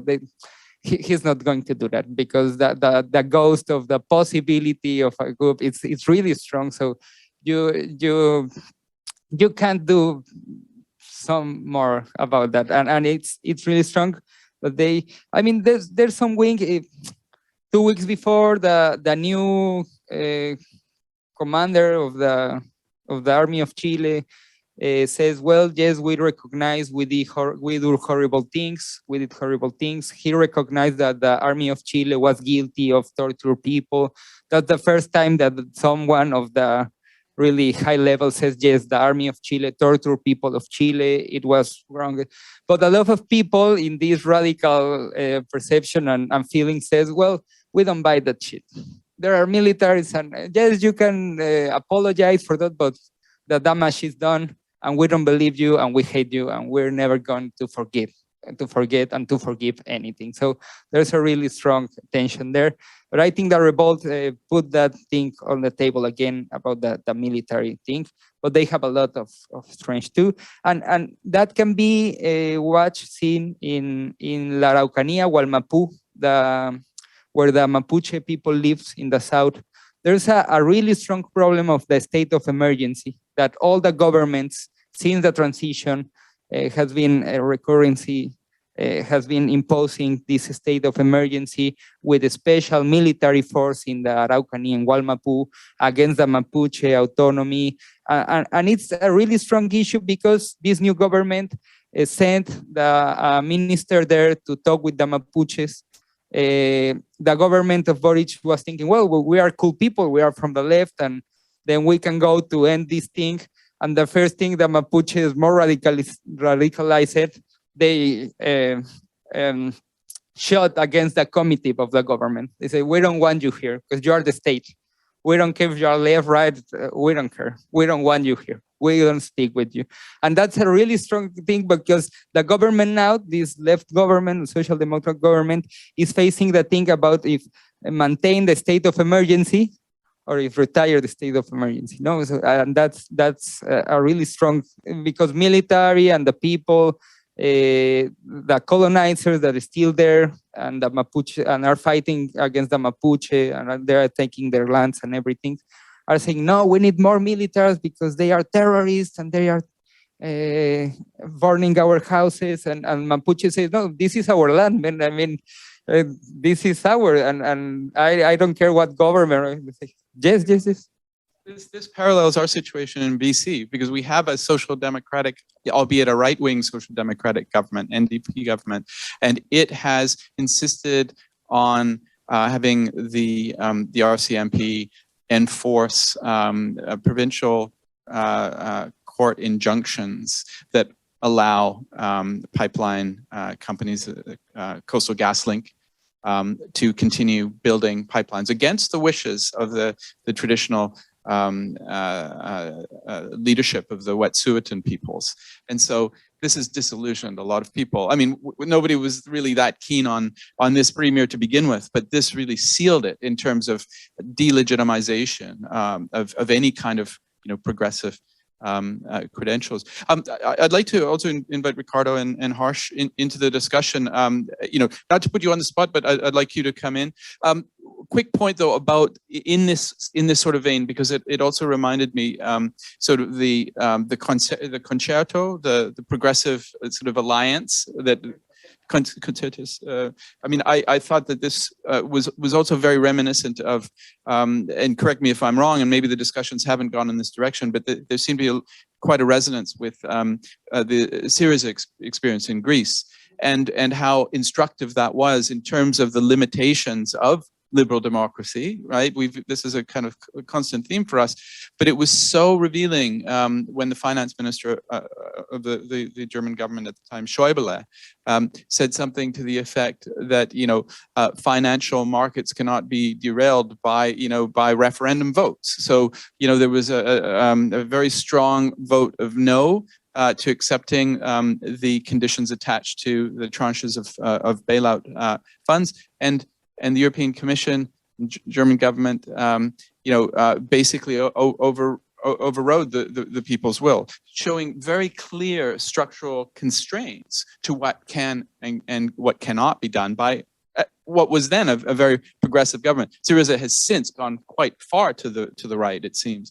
So this is also a constant danger, and I think exactly the reason why you're saying that this is kind of an open question rather than a settled matter, because we'll see how far this government, Boric's government, can go in terms of seriously undoing, at a social level, not just at a legal and constitutional level, the embeddedness of neoliberalism in Chilean society. It also reminded me, and Harsh is very interested in the British case and how that can be understood and how it has been understood. What did Thatcher say as her greatest accomplishment? What did she say? New labor, right? Because there was this idea that there are no alternatives, that this is the only game in town, this is the only way of organizing state and society. So I'd be interested, when you get a chance to reflect on that. But I wonder if these guys would like to come in. I don't have a lot of comments just yet. I'm just finding a lot of these things very, very interesting, though. I think in particular, the way you framed it in terms of sort of this, symbolic versus empiric level of events, I find that very fascinating. And just to pull on a quote from the presentation, I think, because all of this I'm drawing into my interest, particularly with ontology and things like that. But this sort of, thing about like, we don't want to repeat the past, but we want to continue a certain spirit of it.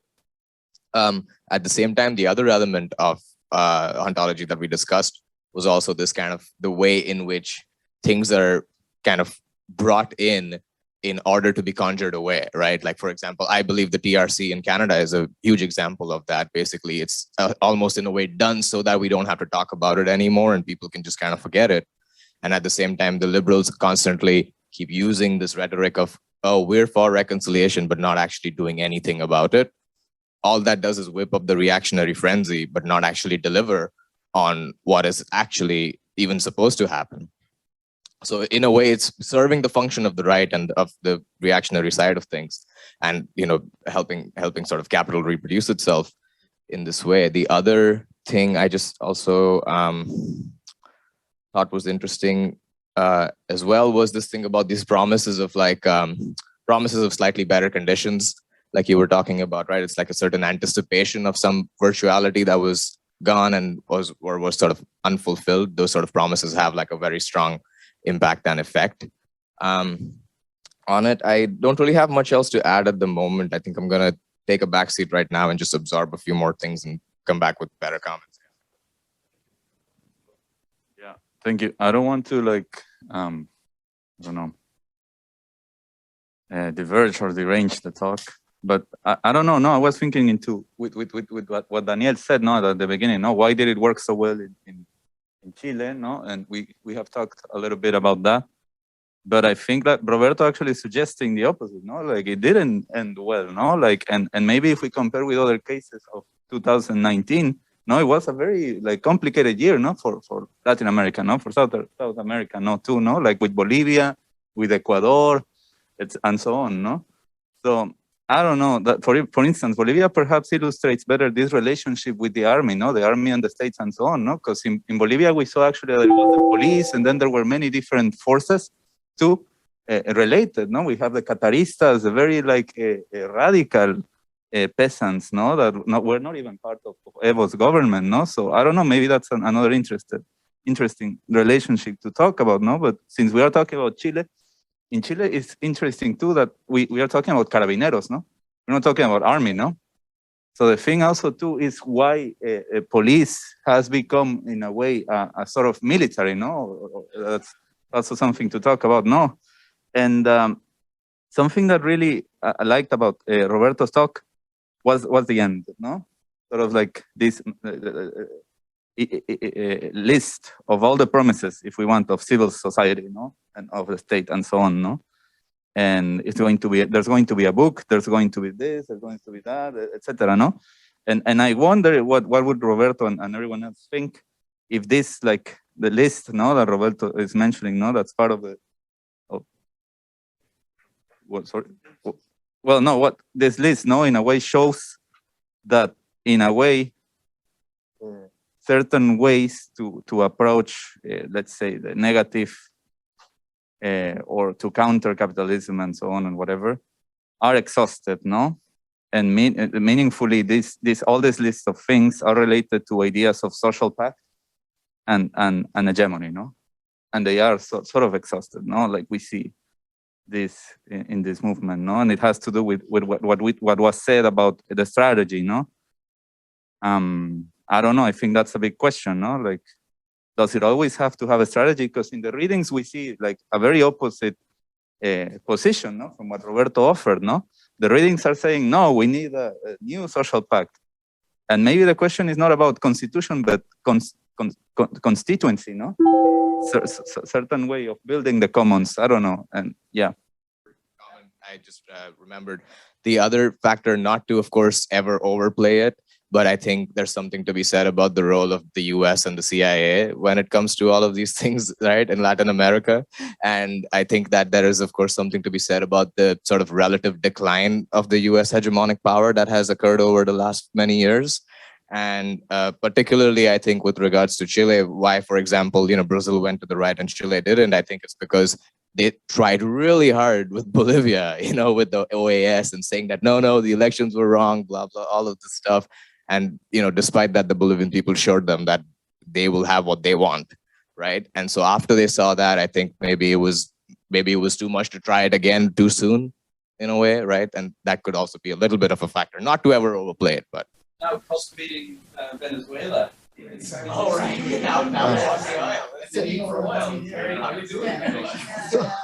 Yeah, hi, welcome. If you want to be here in the table, it is fantastic. And well, sorry. Okay. Thank you. My interest is for listen other country about my country. In this moment, me postdoctoral research in UBC. And no, my name is Felipe. In English field. Well, Felipe, yes. Yes, and well, from November in Vancouver in UBC, that's my interest about Chile in Vancouver in another country. Thank you. great. Maybe it's not a response, but but another provocation about that. I think that. Well, for me, the discussion is pretty complex because it has many levels to think about, and we have to try to be careful about these levels, not to be like simplify the argument.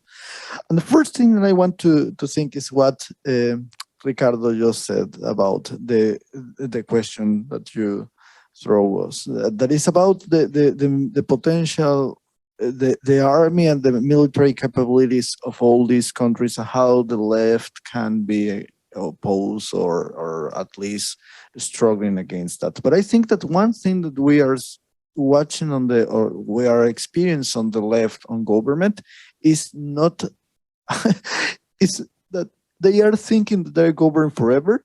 So they're increasing the military capabilities. So the next guys take all these places from there. So the thing with Bolivia, for example, is fantastic because we just were commenting that on the weekend. That, for example, in Bolivia, when the coup d'etat happened and the so-called coup d'etat, and I remember that the streets were full with police, like were actually like an army. It was not a police anymore. It has all these. How do you say these arms and other capabilities that it is like an actual army. And you said this is not creating from morning to night.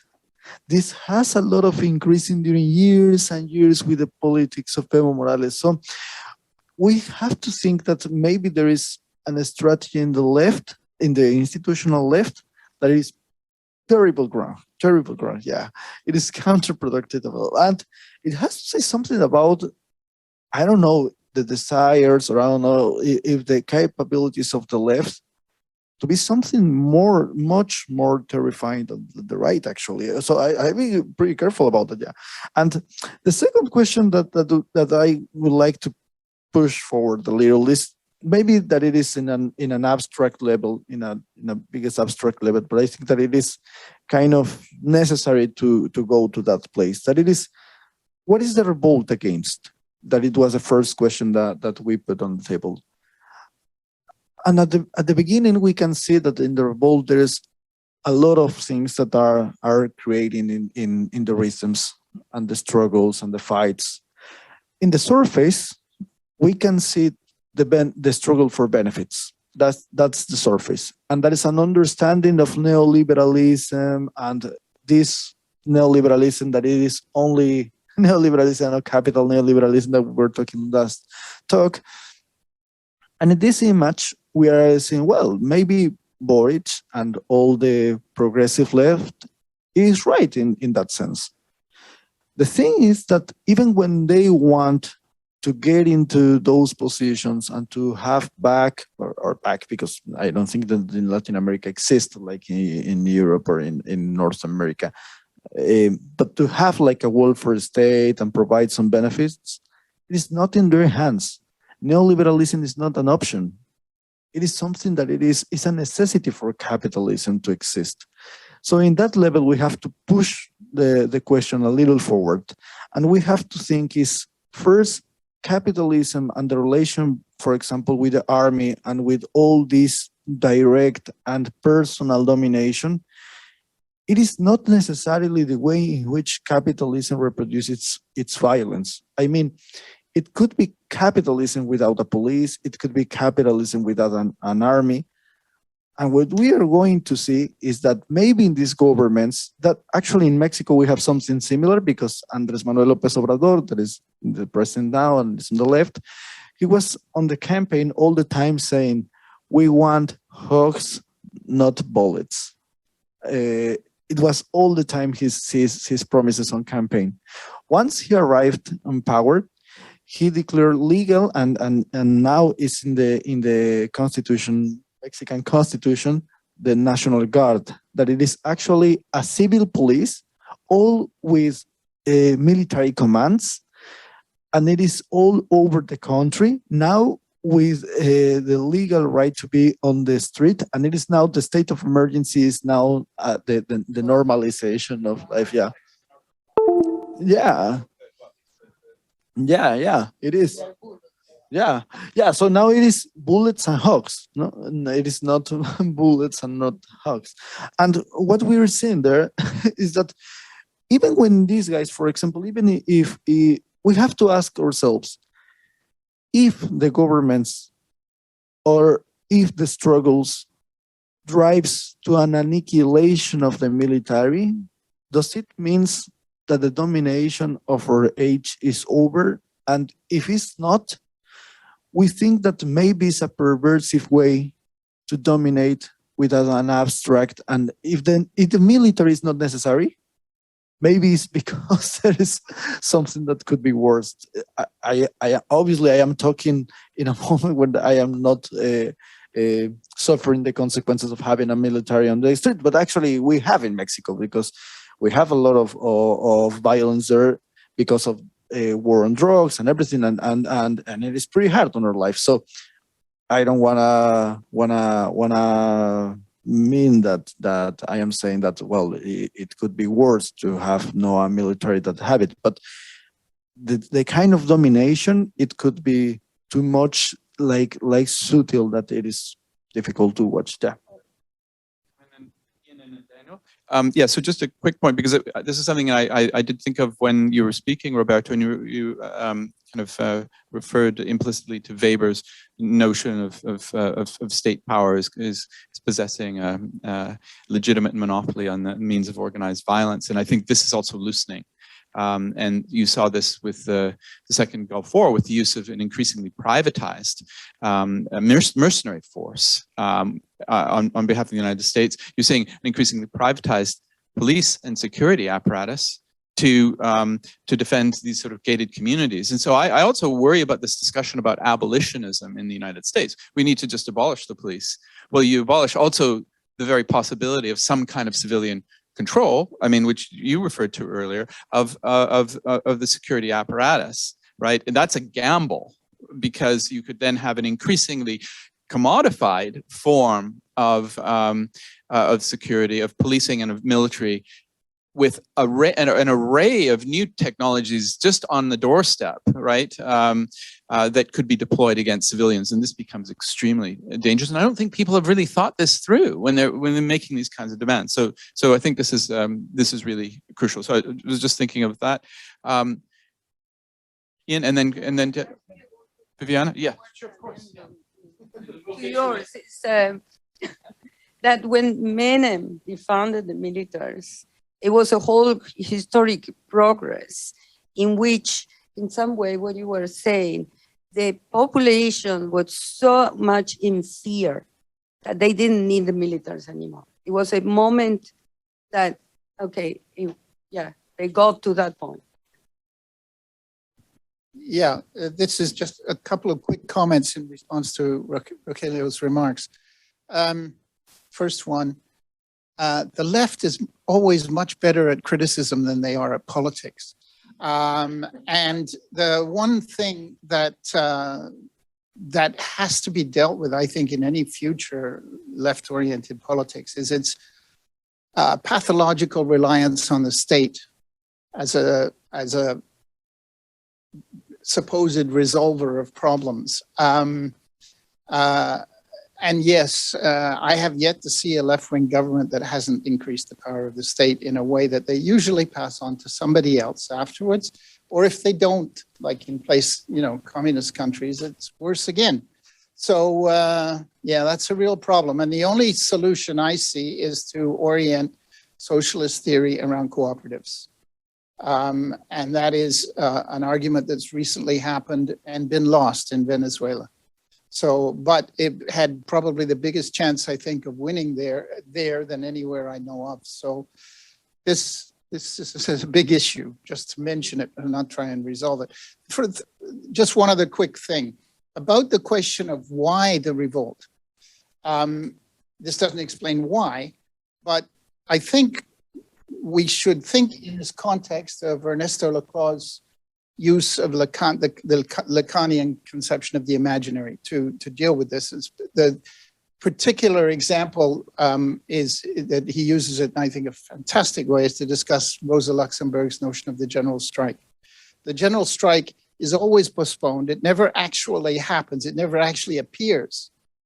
But of course, it's also there present in a symbolic way, present in every action, right? So what must have happened at that moment is that this question of the raise in prices became symbolic of every other struggle, right?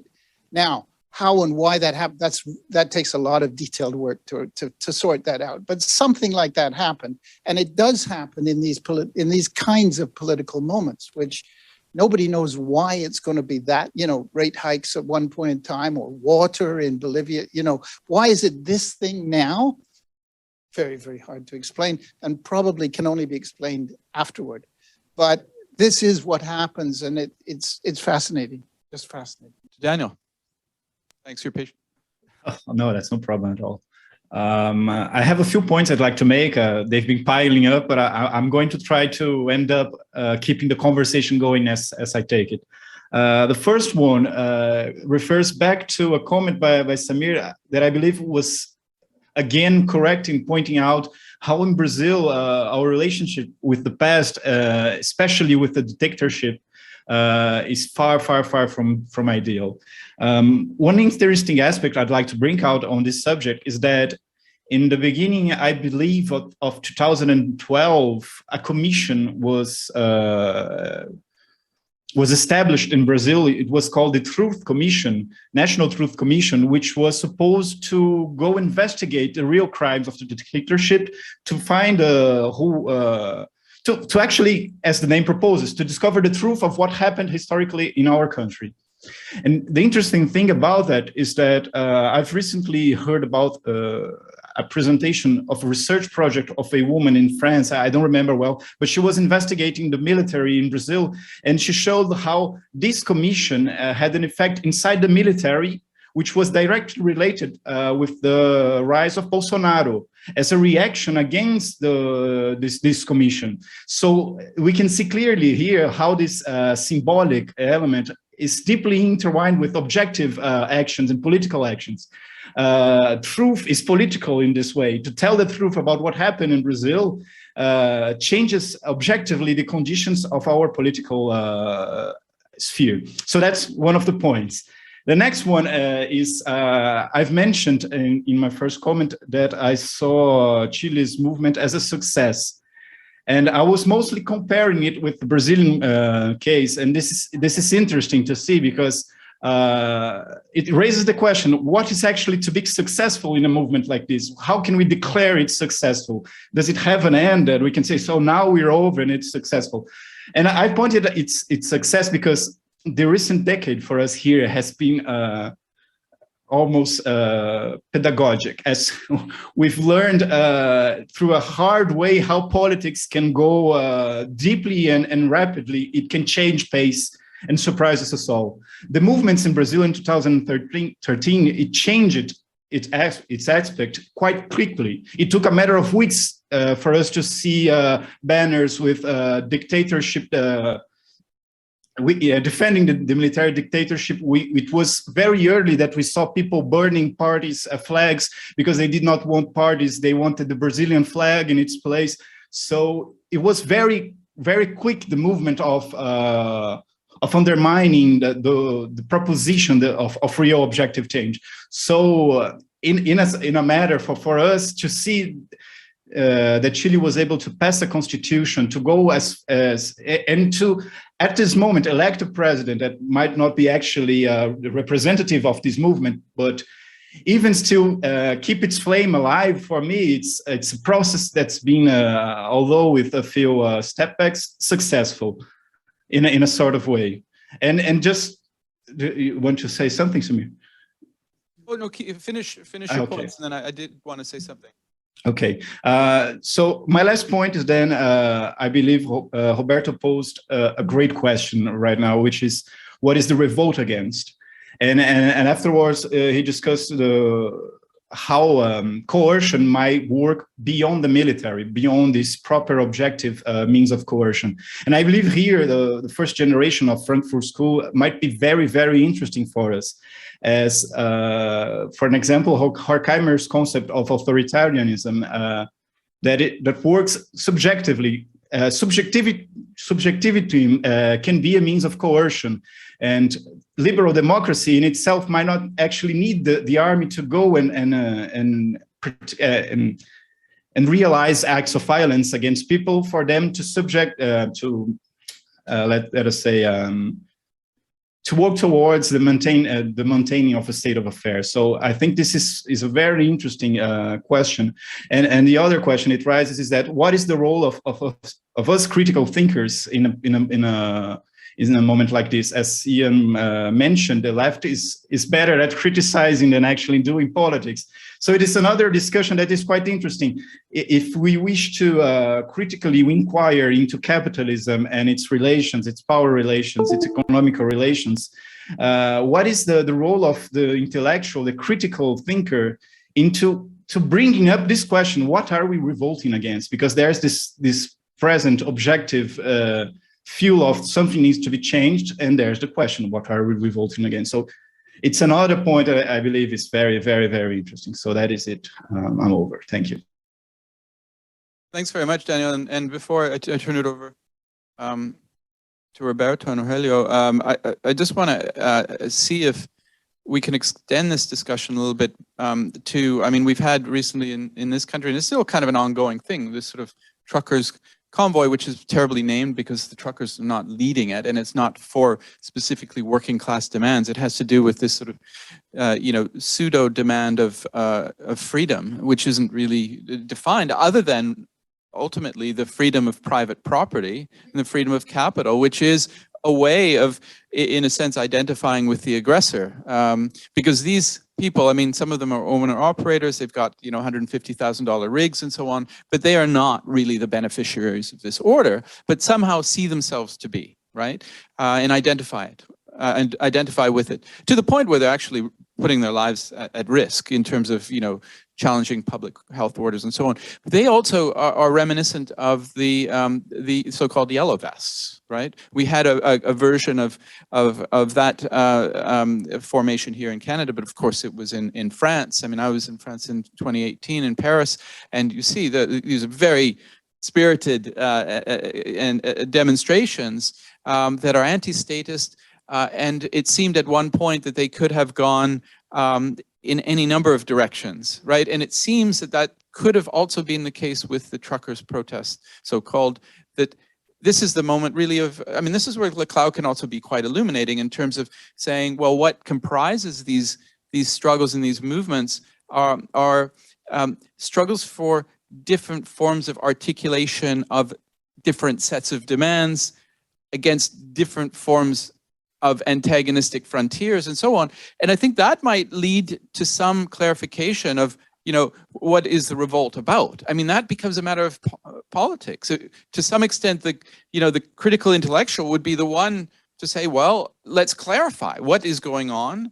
And in clarifying what is going on, we then also help to determine what is going on. I think the point, Daniel, about this commission struck in 2012 about the role of the military, then spurring the military on to prevent it from actually coming to fruition, and really from preventing the truth to come out is a kind of an example of that, right? So thought and categories, of course, I mean, this is a kind of starting premise in a way, are internal to reality. They don't come from outside, which is why an imminent critique of these categories can also be materially consequential and not just a matter of, a discussion in a workshop, So but yeah, I just wanted to say that, bring in maybe these discussions of. Okay, very quickly, I have a lot of things to say.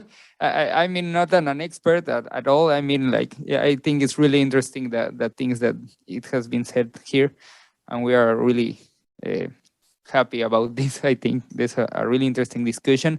One thing of the workshop links with what Samir was saying before. We are interested in know how you see these things in Canada too, in your context, and how you think about this in the North. And that's one point I want to say. I want to ask if this attempt for understand what is the revolt against and what is asking and how it can be solved, and it could be dangerous in the way that it could become an identitarian question, and I think that's something that we have to discuss, because I am against that too, because I think there's a lot of things there, and it can't be said like, yes, this is the thing. I don't say that you were saying that, but I have that concern, like, only to put it on the table. And two things about memory reconciliation and these commissions and everything in Chile, I think. And the other thing about the left and the politics and the thing that, yes, I think that's right, that in a critical, theoretical way, the left has a lot of things, but in politics, there's always some limitations. So in the memory thing, I think, as I said, it's really important to don't underestimate these attempts of the governments of the transition, the so-called democratic transition of the Concertación, to make the Museum of Memory and Human Rights, to make these patrimonial sites of memory, to build or make some memorial places where the people were tortured that you can visit and you can go and you can see. And it's really strong and really important to have those places to the memories. That this last time I was in Chile, I went with my uncle to Villa Grimaldi, who was a place of torture and of missing people, etc., of really, really big violence. And my uncle said, no, this is important because this is not for me because I live this, but this is for my sons. And we have to tell them to not forget and to not forgive, because this is important and this is the place to be, and it's important too. But I was saying that this is insufficient in a more deep way, in the way Adorno says that, well, it can only be justice and truth if the conditions that make possible the barbarism are no longer exist. And in Chile, the possibility of that, as it's all the word, as capitalism is a form of reproduction of our lives, it's possible again to become that. So I think that's the thing we have to say. And there's another attitudes from this Concertación and the governments of the democratic transitions that are really, really critical, like Luis Sepúlveda, who is a really brilliant writer, Chilean writer, who dies 2 years before. He says that when he went to the Congress in the 90s, he was with some socialist politicians, and he was talking, and some mothers of missing people went to the Congress in that time, in that moment, and they were like saying where are they? And this socialist politician said to Luis Sepúlveda, "Oh, there are the old ladies again. Oh, where are going?" And Luis Sepúlveda says, "Well, that's the problem. You make museums, you make memorials, but you are against these people that are looking for their missing people. You have to be with them. Where's that thing? If it's only a memorial, a museum." That's when you like reificate the past, and I think that's the thing that it has to say. But we can't underestimate those wings. And the other thing about the political, I mean, and that's the last thing. A lot of people, when I was in Chile, before in these months, November, December, January, and February, before I come here, a lot of people, my family, not my family, friends, anarchists, communists, even the right-wing people of my family that speak with me, everyone told me that the revolt was a moment when everything was possible. And everyone said it was like 1 week or two, at least, when everything was possible. That time stops. I mean, they all were shocked about that. And my rage with that thing, and that's the political, that's why I insist in this thing, because we, of course, and I was saying, Harsh, that we want civil rights, we want welfare state. I mean, that's okay.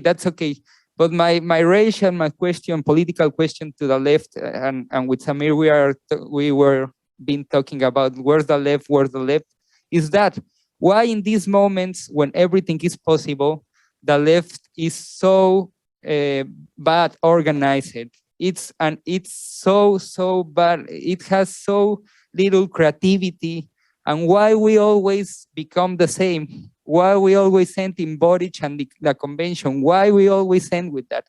It's not bad. Boric is a great guy. Of course, he's gonna make mistakes. Hope he can accomplish some of the promises, and hope he can build a welfare state for people, and it can be good. But why in this moment of really potential and when everything is possible, the left always ends in the same place? That's the thing that I want to question always. It was possible. Why we always end in that path? No, that's the thing. That's. So Daniel, we are now going to just break for half an hour, get some lunch, and I hope you'll be able to come back. If you can't, no problem. But we'll just be taking a bit of a break, so about half an hour, about 5 or so after 2 our time, after 1 our time. So. Okay, I can come back. I'll be here. Okay, great. We'll see you soon. Thank you. Okay, now I'm officially unmuted. Good. Thanks, Rogelio. So we were just talking at lunch, and Ian reminded me that he has a theoretical point that he does not want to let go and forget about. So I'll come to him in a second. Welcome, Daniel. Good to see you. But I'm wondering if Felipe first wants to come in, or you have any comments, any questions you'd like to come in? Yeah, you're okay? Yeah, okay. All right. Ian, I'll pass it over to you. Coming back, starting from this 1973 equals 2019. Powerful condensation of history. There was a terrific book called Le Québec Défi, translated into English as the Quebec Challenge, in sometime in the 1980s, about Quebec nationalism, the history of Quebec nationalism, by Christian Dufour. And I think the major innovation in that book is to apply a psychoanalytic approach to the history of Quebec nationalism and politics. And he suggests there that certain historical events / periods, event is probably the better word, are traumatic. And because they're traumatic, they remain, I was going to say remain in memory, but a trauma doesn't actually remain in memory, right? You remain fixated on the point precisely because it can't be incorporated into memory. And he gives a remarkable interpretation of Quebec nationalism as focused on the conquest. That he said basically all of it from whatever it was, 1812 or something like that, up to the 1960s, 1970s is all really about the trauma of the conquest. I was thinking about that at the time, and I think, well, what's the comparable moment in English-speaking Canada? You know, I'm not sure there was immediately, but certainly now I would say there is a traumatic event in English-speaking Canada, which is 1988, which is the free trade election, which, for those of you who were not here, the free trade election was basically a referendum over free trade with the United States. It won, the anti-free trade, the referendum won, depends which way you won. It was a referendum, no, not Beach Lake, it was over free trade with the United States, which then by the time it came into being was also with Mexico. And there was an election about that too. The interesting thing about that was that the opposition to free trade with the United States presided in the vote in English Canada by somewhere between 2/3 and 70% against, quite significantly against. And it was in favor in Quebec by a significant, it went the other way in Quebec by a significant majority also. I'm explaining this very well. But what with the result that free trade was agreed.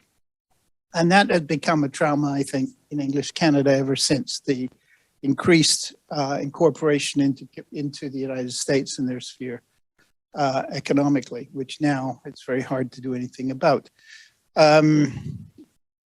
They were not worried about incorporation into the United States in Quebec because they thought their language and culture would protect them from integration. Okay, so trauma is the theoretical point, right? And 1973, September the 11th, 1973 is obviously a trauma in Chile. And the interesting thing is the way in which that is returned to in 2019. Some of these things I think can only be understood psychoanalytically, right? And so the interesting thing would be how that trauma is returned to and possibly assimilated. Is it simply returned to, we're in the same moment, the same fears, the same anxieties, same everything repeated, you know, like in the classic case of Lady Macbeth, same thing over and over. The other thing is to deny it, of course. And this is where I worry about, that's why I worry about the military, you know. Where is the lesson? The working through, in Freudian terms, is more difficult. It's neither a return nor a denial, right? Because it has to recognize historical difference. Trauma, whether it's repressed or simply re-expressed, annihilates the historical difference, right? Working through ultimately allows you to say, well, this is past, but this is present. This is past, but this is present, and undoes the trauma. So that's the theoretical point I wanted to raise. It seems to me, as clear from your talk, I think very well, you show the way in which it's represented and represented. It's there. But I would ask then for a disambiguation, shall we say, of the different responses to that recurring of the historical moment. Yes, I think that's really important. I've been thinking these days about trauma too. I think that's there's so political consequence too in the way we process that trauma and how we understand that link with the past. As I said, I think there's a whole perspective from psychoanalysis that is really important to politicize. I don't know where's the answer for that, but I think yes, there's a really clear trauma who comes back. But what I want to say in that terms, and I think that's a really important point of the revolt in Chile, is that it's not a positive returning to the past. I mean, there's a respect for those who fight, for those who do things, for those who were tortured, disappeared, everything. But I think that young generations are being disrespectful too, in a good way, in a political way, to say, well, we can't only look to that in a passive, melancholic way. We have to, and it's not the other progressive thing to say, no, we have to look to the future. No, we have to link those things, but we have to say, well, we don't want what the old man do. We don't want to adore Allende. We don't want to make it a martyr or something. We respect that man because he have dream, he have gods, he have desires that we share. Those hopes he represents in his moments have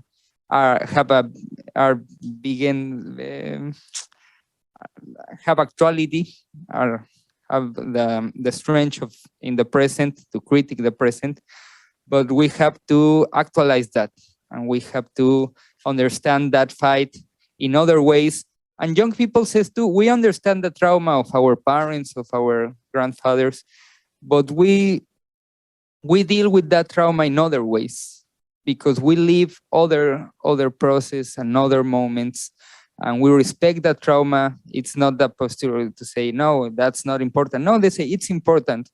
But we can't only stay there. We have to politicize that trauma, no, and think it in our context in a radical way. That's what I'm saying. It has to be in a radical way, not in an integrated way, as the progressive left said. Well, let's look to the future, and there's nothing, and there's a passive way. No, we have to repoliticize that, and we have to deal with that trauma in other ways. But I think there's something that is real, and I think Horkheimer says that something is lost forever, and I think that's true too. I think that and that's what my uncle said always, that when they went out from Chile, they think, well, that's it. And I understand that. I understand why they even them told me, well, there's about 2018 and the revolt.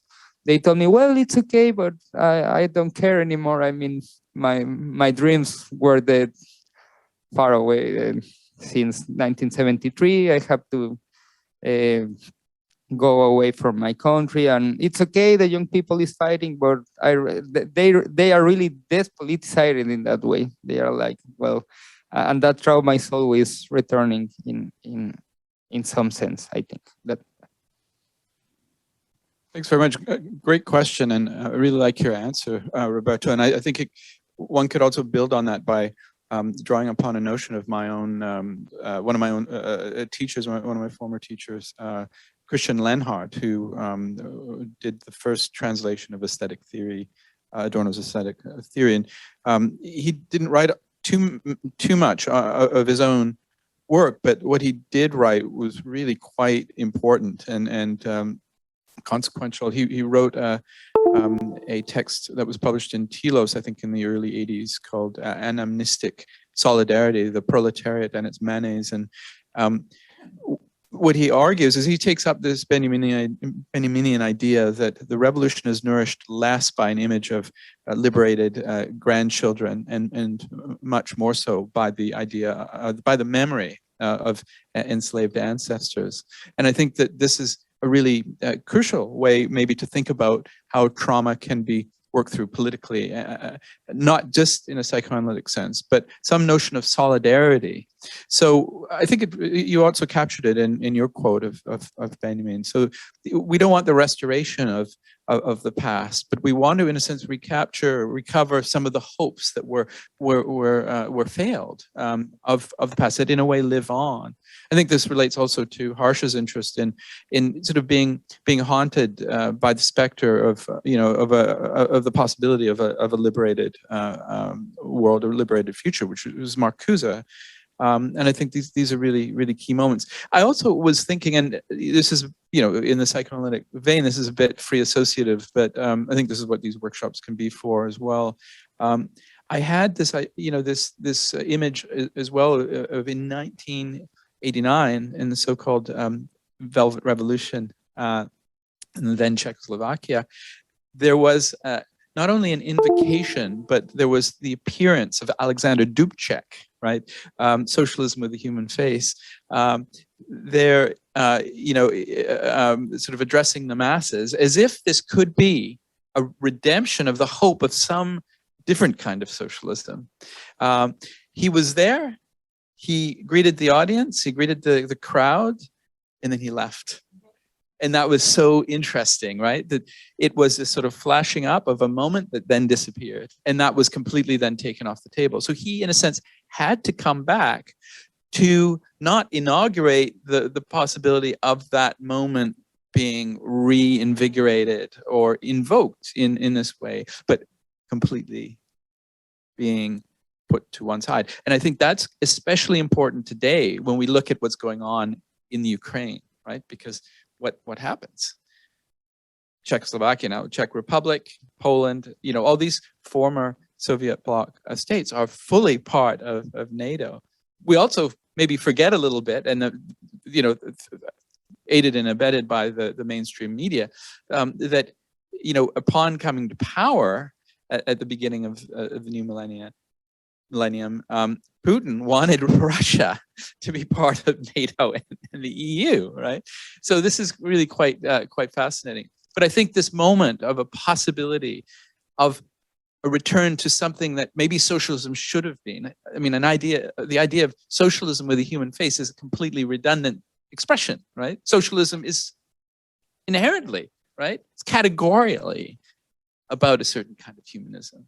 Right? And it only makes sense insofar as, and you alluded to this, the fact that formerly existing socialism completely abandoned that. At what point that then becomes an interesting discussion, but it has. So, some thoughts. Yeah. The thing is, Dubček appeared, and when he left, along went socialism, along with it, right? And the entire, with the exception perhaps of Václav Havel, the entire bureaucracy accepted free market economics. So this is the thing about trauma, maybe, but so this is the thing about trauma, right? It's like, how do you know when it's a healing and when it's simply saying, okay, we here you are, we memorialize you, we put you in the museum, right? You are past, you are gone. That's the hope of the past is not saved that way. How it is saved, it's a harder question, right? Well, when it also relates to your discussion of the monuments and how the very people whose suffering is to be remembered by the monuments are in fact forgotten. So monumentalization is about remembering, but it's really about, putatively it's about remembering, but it's actually about forgetting, right? I think this is the relation. I might speak English. One question, Roberto. Do you think Chilean Revolt it's a kind shock in between fascism and communism?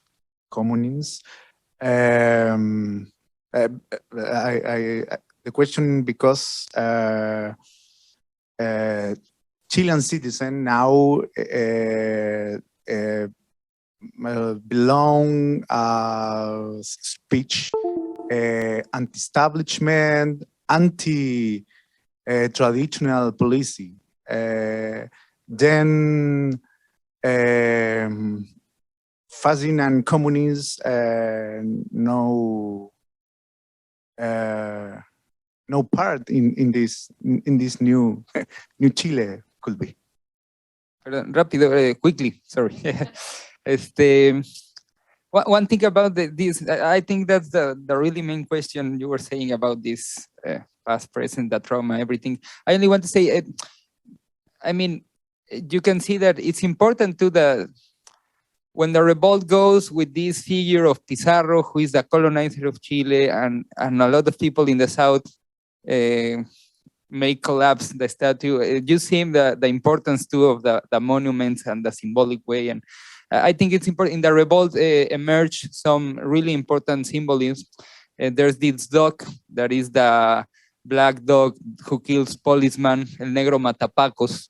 And it's a monument really important because it's not a monumentalization of, it's a dog with a paliacate, I don't know how to say. Red scarf, yes. A red scarf. And it's a street dog who becomes like the symbol of those who are away, that was like the thing that people says in the street. We are those who are away, that are not integrated, los que sobran, the leftover. We are the leftover. And that links with some rock music from the 19th, from Los Prisioneros in Chile. There was a band against Pinochet and against the old men too, against that melancholy, and that's interesting. There's a lot of symbols there, but the interesting about the Matapacos, this dog, this black dog, is that he is not being like divinized. He's not a god. He's one of them. He's a popular symbol, and he's not like reverenced or anything. He's with them, and I think that's another way to think that monumentalization or that symbol. So that, and the question, no, I mean this dichotomy between fascist and communist is more like how do we say?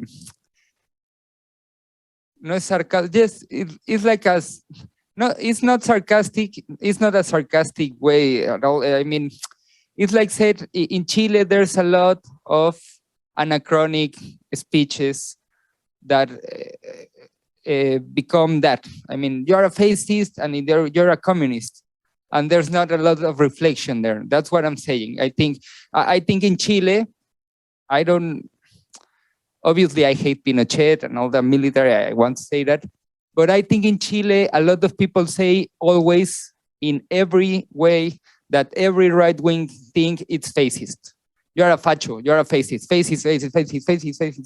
And in the other way, the right wing, all the things of the left, if you're a communist of the left, you're a communist, and there's no reflection there. I think that it has to be more profound. I don't deny that Pinochet and that was proto-fascist or fascist, it was terrible. I am not saying that is not, but I think that yes, we have to rethink how we understand those concepts. And I think, yes, the people in the left, the more radicalized people, are not thinking that they are communist. I don't think that they are like looking for that communist desire. Unfortunately, yes, there are some groups of Trotskyians and that have this desire, his links with the fascists. Yes, we have to return to Stalin and everything. I hear people in Chile say that from the left, and that's no, of course no. they don't want that, but but there are people that his dream of his utopian dream and that actualization of the past, yes, we need the Soviet Union, and I am not talking about that when I talk about a radical option. And I think the radicalized left is between this sort of radical democracy and these autonomist and radical libertarian Marxist. And I think that's interesting, but they are not thinking of them like communist. It's more this abstract comprehension of you're a communist, you're a fascist, but I think that doesn't say anything already. No, I think we have to, that's. So yeah, I have a question. No, now that the topic of trauma has been brought to the table. No, like what happens with terror? No, because that was very important too in the authoritarian regimes, no? But we see with what Roberto showed us today that the feelings were not terror, no? People were celebrating in the street, no? Even though there were dangers and so on, like if you want in a Spinozian sense, like the happy passions were everywhere, no? And everything was possible. So I don't know what do you guys think about this shift, no? Or if there was a shift, or if there wasn't, I don't know. Yeah. I don't actually know if there is like a completely shift, or maybe it's in the surface what fear can be understood in another ways, because what we see actually in those moments of rebellion, for example, with these people that are facing, it was a sense of community. It was a sense that all these people have not fear because they were not alone. And that is something pretty important in our societies also, because one thing that I think that it is pretty important for fascism is the individual and the totality, that it is the subject that it is, I want to say, ¿cómo podría decir esto? El individuo que sí, como crushed by the totality, and he have to be in that place, to be something, to be somebody. So it's a kind of a scream that in the moment of the revolt, it was like there, you can see all the people out, and they were not alone. There was not people, an individual. You have not the suffer of yourself, but you have the suffer of your other friends and family and loved ones. So it is a moment where the rebellion shows that the path to become somebody, it is not only in a fascistic way. So there is a pretty beautiful moment there. But I think that other thing that we can see in the expression of this opposition between fascism and communism, for example, in a lot of narratives that we were talking last session about Mexican case, and we can see something kind of similar, but not with the same force that happened in Chile. That in Mexico also there is some people in the right that it is talking about communism all in the places where there is no communism at all. But I mean that for the left, for example, we have to be that. I think that we have to be creative in the way that we have to not reduce to those oppositions only in a conceptual way, because I think that actually my effort now in the project that I am conducting, the research that I am conducting is about to get to the concept of a critical concept of fascism that can support all this ambiguity that is all around. And I think that every serious scholar, and we obviously have Samir here, that he writes a lot about the subject, and obviously all people interested in fascism has to start with that. We're saying, well, this is an ambiguous concept. We have to make like some precisions about it, and I think that we do. But the thing is that we were seeing in the streets is actually that it doesn't matter. The things that we are trying to be precise. So there is a strong force in the use of the term fascism. It can be confused. But the thing is that I see a lot of conservative perspective on the left to try to attach to the paradigm of communism. So if communism is that is a hatred figure over there, well, change the concept. We have to say something different. If that is communism, okay, take that communism with you. That is not what we want. We want something different, and we have to be creative in that way. So I think that maybe one of the forms that we are trying to explore in this sense is to renounce to that conservatism of the left, that it is pretty strong also. And well, I'm sure that Roberto has a lot of comments on that. And only what Ricardo was saying, it's a really hard question, because I lived that moment when Boris won. And it was a really true moment of hope, of joy. We went to the streets, people were happy, and the feeling was that yes, this is a new transition. This is a new moment that can realize other things that we were hoping for. and that we fight for, etc. But I think that critical theory is really important in that way, because that joy and that happiness could be engañosa, could be tricky. And that's the problem too, because that moments of joy, of happiness, could make us think, well, that's it. The horror is no more here. And you see that no, it still in really important ways, because it's a quotidian, a daily horror that we live, because we live in this social reproduction system that is attached to the value and everything. And a really specific example of that horror. Now I was looking some news from Chile, and my cousin sent me some news about how girls in high schools are now in the streets asking to more efficient ways to protect them from his student fellows, men's who have groups in WhatsApp that have sexual content, and they abuse of her and everything. Sexual harassment, and these girls are now in the streets saying to Boric, well, yes, it was, but the terror is still here, and this is a problem of a daily problem. And they are really radicalized, but they are not saying only that we want policemen. No, we want to talk about this and why it happens.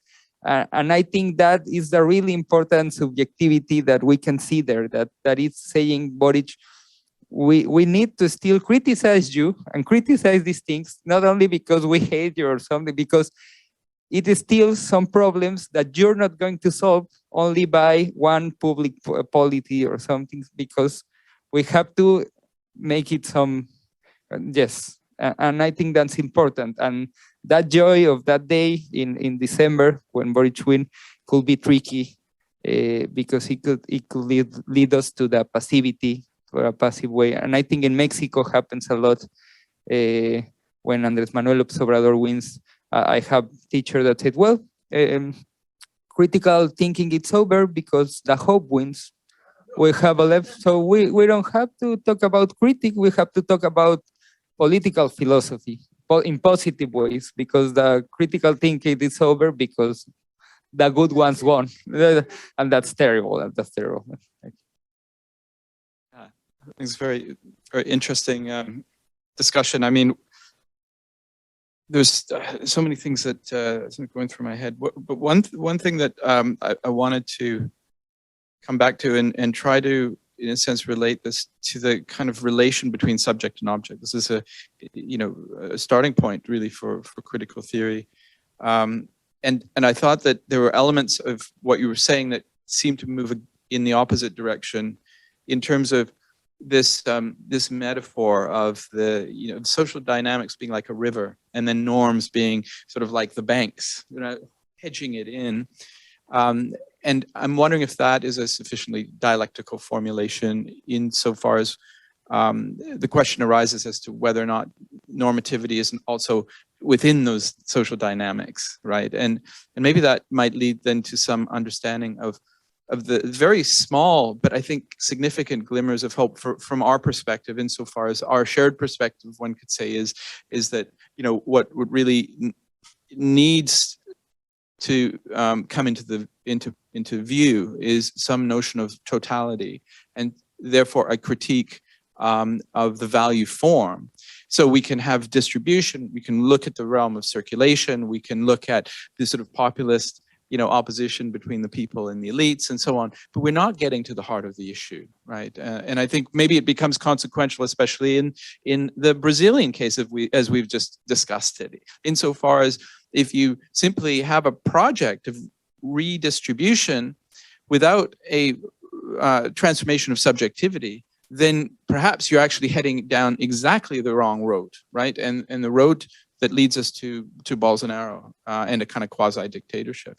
And so what I mean to say then, how is normativity entangled in its social dynamics?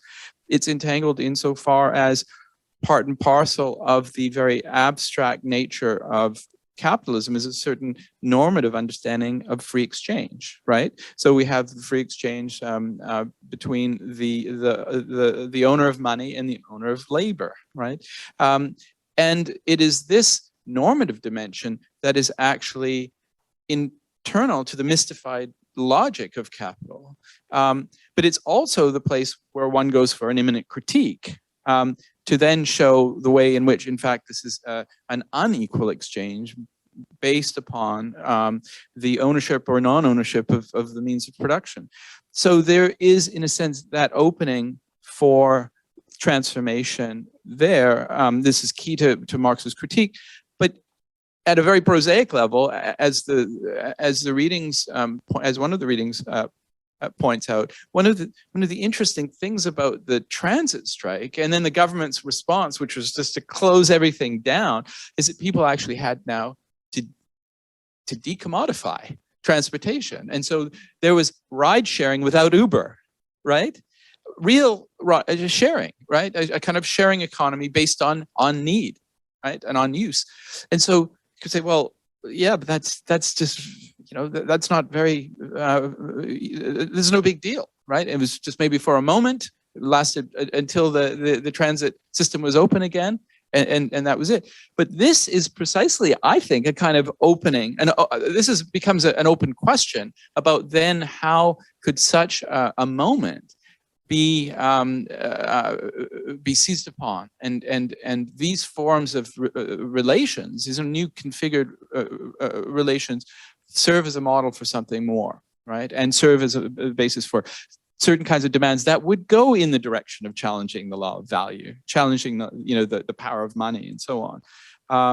So I'd be interested to hear what you think about that. So the one question is about the normativity inherent in the social dynamics. So normativity isn't outside of social dynamics, but it is actually very much, part of their structure and their functioning in mystified and non-mystified ways, one could say.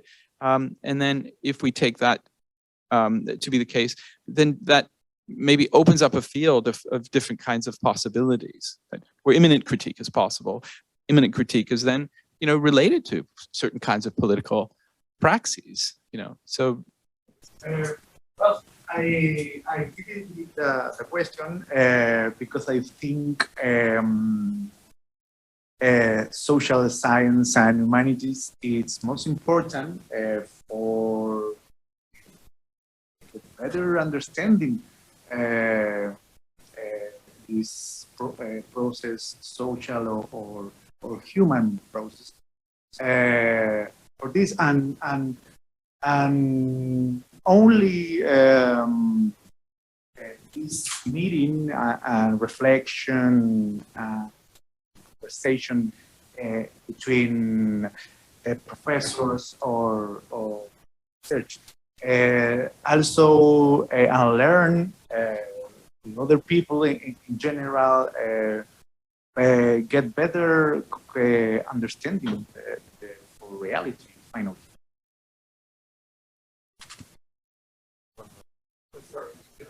Yeah. No, I will speak with Rogelio in Spanish. Oye, está preguntando que, o sea, la pregunta es lo normativo, pero entendió que yo decía que lo normativo forma parte. No. A eso. ¿Usted está hablando con el potencial de lo normativo? Okay. Sorry. I was clarifying the question. I was not sure if I understand it or not. I mean, well, to return to the metaphor of the river and everything, the critique is that the normative perspectives tend to, his horizon is this social cohesion in a positive way. No? So they are, yes, they tend to make some new models to channel that river. But what I think critical thought says is, well, we have to break those barriers, but that's not so simple. I understand, because you were talking about the policeman and everything. It's not that we say, well, tomorrow the state ends and we don't need any normal. Of course, there are going to be, and I think Adorno is could agree with this in terms of say, well, we need some normative parameters to our common shared life. But I think that what the revolt shows us, and that strength, that power that shows in the radical way, is that how do we say this? I don't know. No, not only how we think beyond, how we build a really alternative ways when this normative thing could not be an heteronomy or a thing that damages. Yes, but I think what it's a problem is think that will be solved only with cabildos or with direct dialogues, like Habermas, for example, could say, because there's a lot of questions, structural questions that we know is there. But I know it's not only a thing of, I mean, it's a dialectical thing too. I think that the normative perspective have this moment of truth of telling us, well, we need some dialogue, we need to discuss this. I think that the Constitutional Convention in some ways are doing that really great. I mean, there's a lot of people from the streets that are there and they are discussing the things that people in the streets want to discuss. One, as a Chilean, could enter to the web and propose some things. We want you to discuss abortion. We want you to discuss free health. We want you to discuss free education. And that's some important things happens in these dialogues. But I think the main point is to say, well, yes, it has to be some normative ways to reach, to accomplish some goals, but we need to go beyond in some way. But the question is that how we go beyond in a moment. Maybe the question is to if we can go beyond. That is still a question. If this moment can be a moment of revolution, or if all the revolutionary possibilities are dead, and we just aspire to normative ways to relate of relationship. I think it's more deep this way, but I think I need to speak in Spanish too. So I'm sorry for a very poorly answer. But I understand that concern, and I think what we learn from you in these days too is that we cannot only say yeah, the state's and normative things that's bullshit and we don't care about that. No, I mean, they have a real power in our life and how we conduct our life. And what I say the other day that some intellectuals in Chile said too, well, the thing is that if these things collapse, as it collapsed in those weeks in October 2019, there are some concerns from people too. They say, well, see, if this collapse, we don't know if this is going to lead us to a better place. It could be a more terrific way. And yes. And people says, well, yes, we understand why people are burning the subway stations, and we really understand. And there were a lot of people saying, yes, that's. They weren't saying that was good. They were saying we understand why people is so mad. I am mad too. The people say I am mad too, but I need the subway to go to my work. And I am not against it. And they say, I am not a fascist, I am not a facha. A woman says in that, really, I understand these cabros, these young men, these young people. But my job and my store is closed because of, yes. And that's where people say, well, we need some normative ways to channel this too. So the question is if there are more radical way to channel that or in that way. No, I don't know.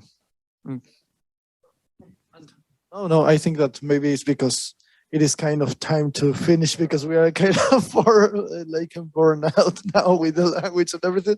But just a brief comment on what Roberto is saying is that maybe one thing that we have to think is that to see this capitalist domination and all the drives in our lives and all the like the abstract domination and the impossibility for us to see a way out, it is like a kind of a passive answer because we have to be like, okay, well, you don't have to protest because you have to go to work. And if you are not going to work, you are not eating. And so it is like, no, better we have to behave or to get to vote in an election or I don't know, maybe something different that allow us to continue our life, our daily life, and not to be like in front of all that chaos.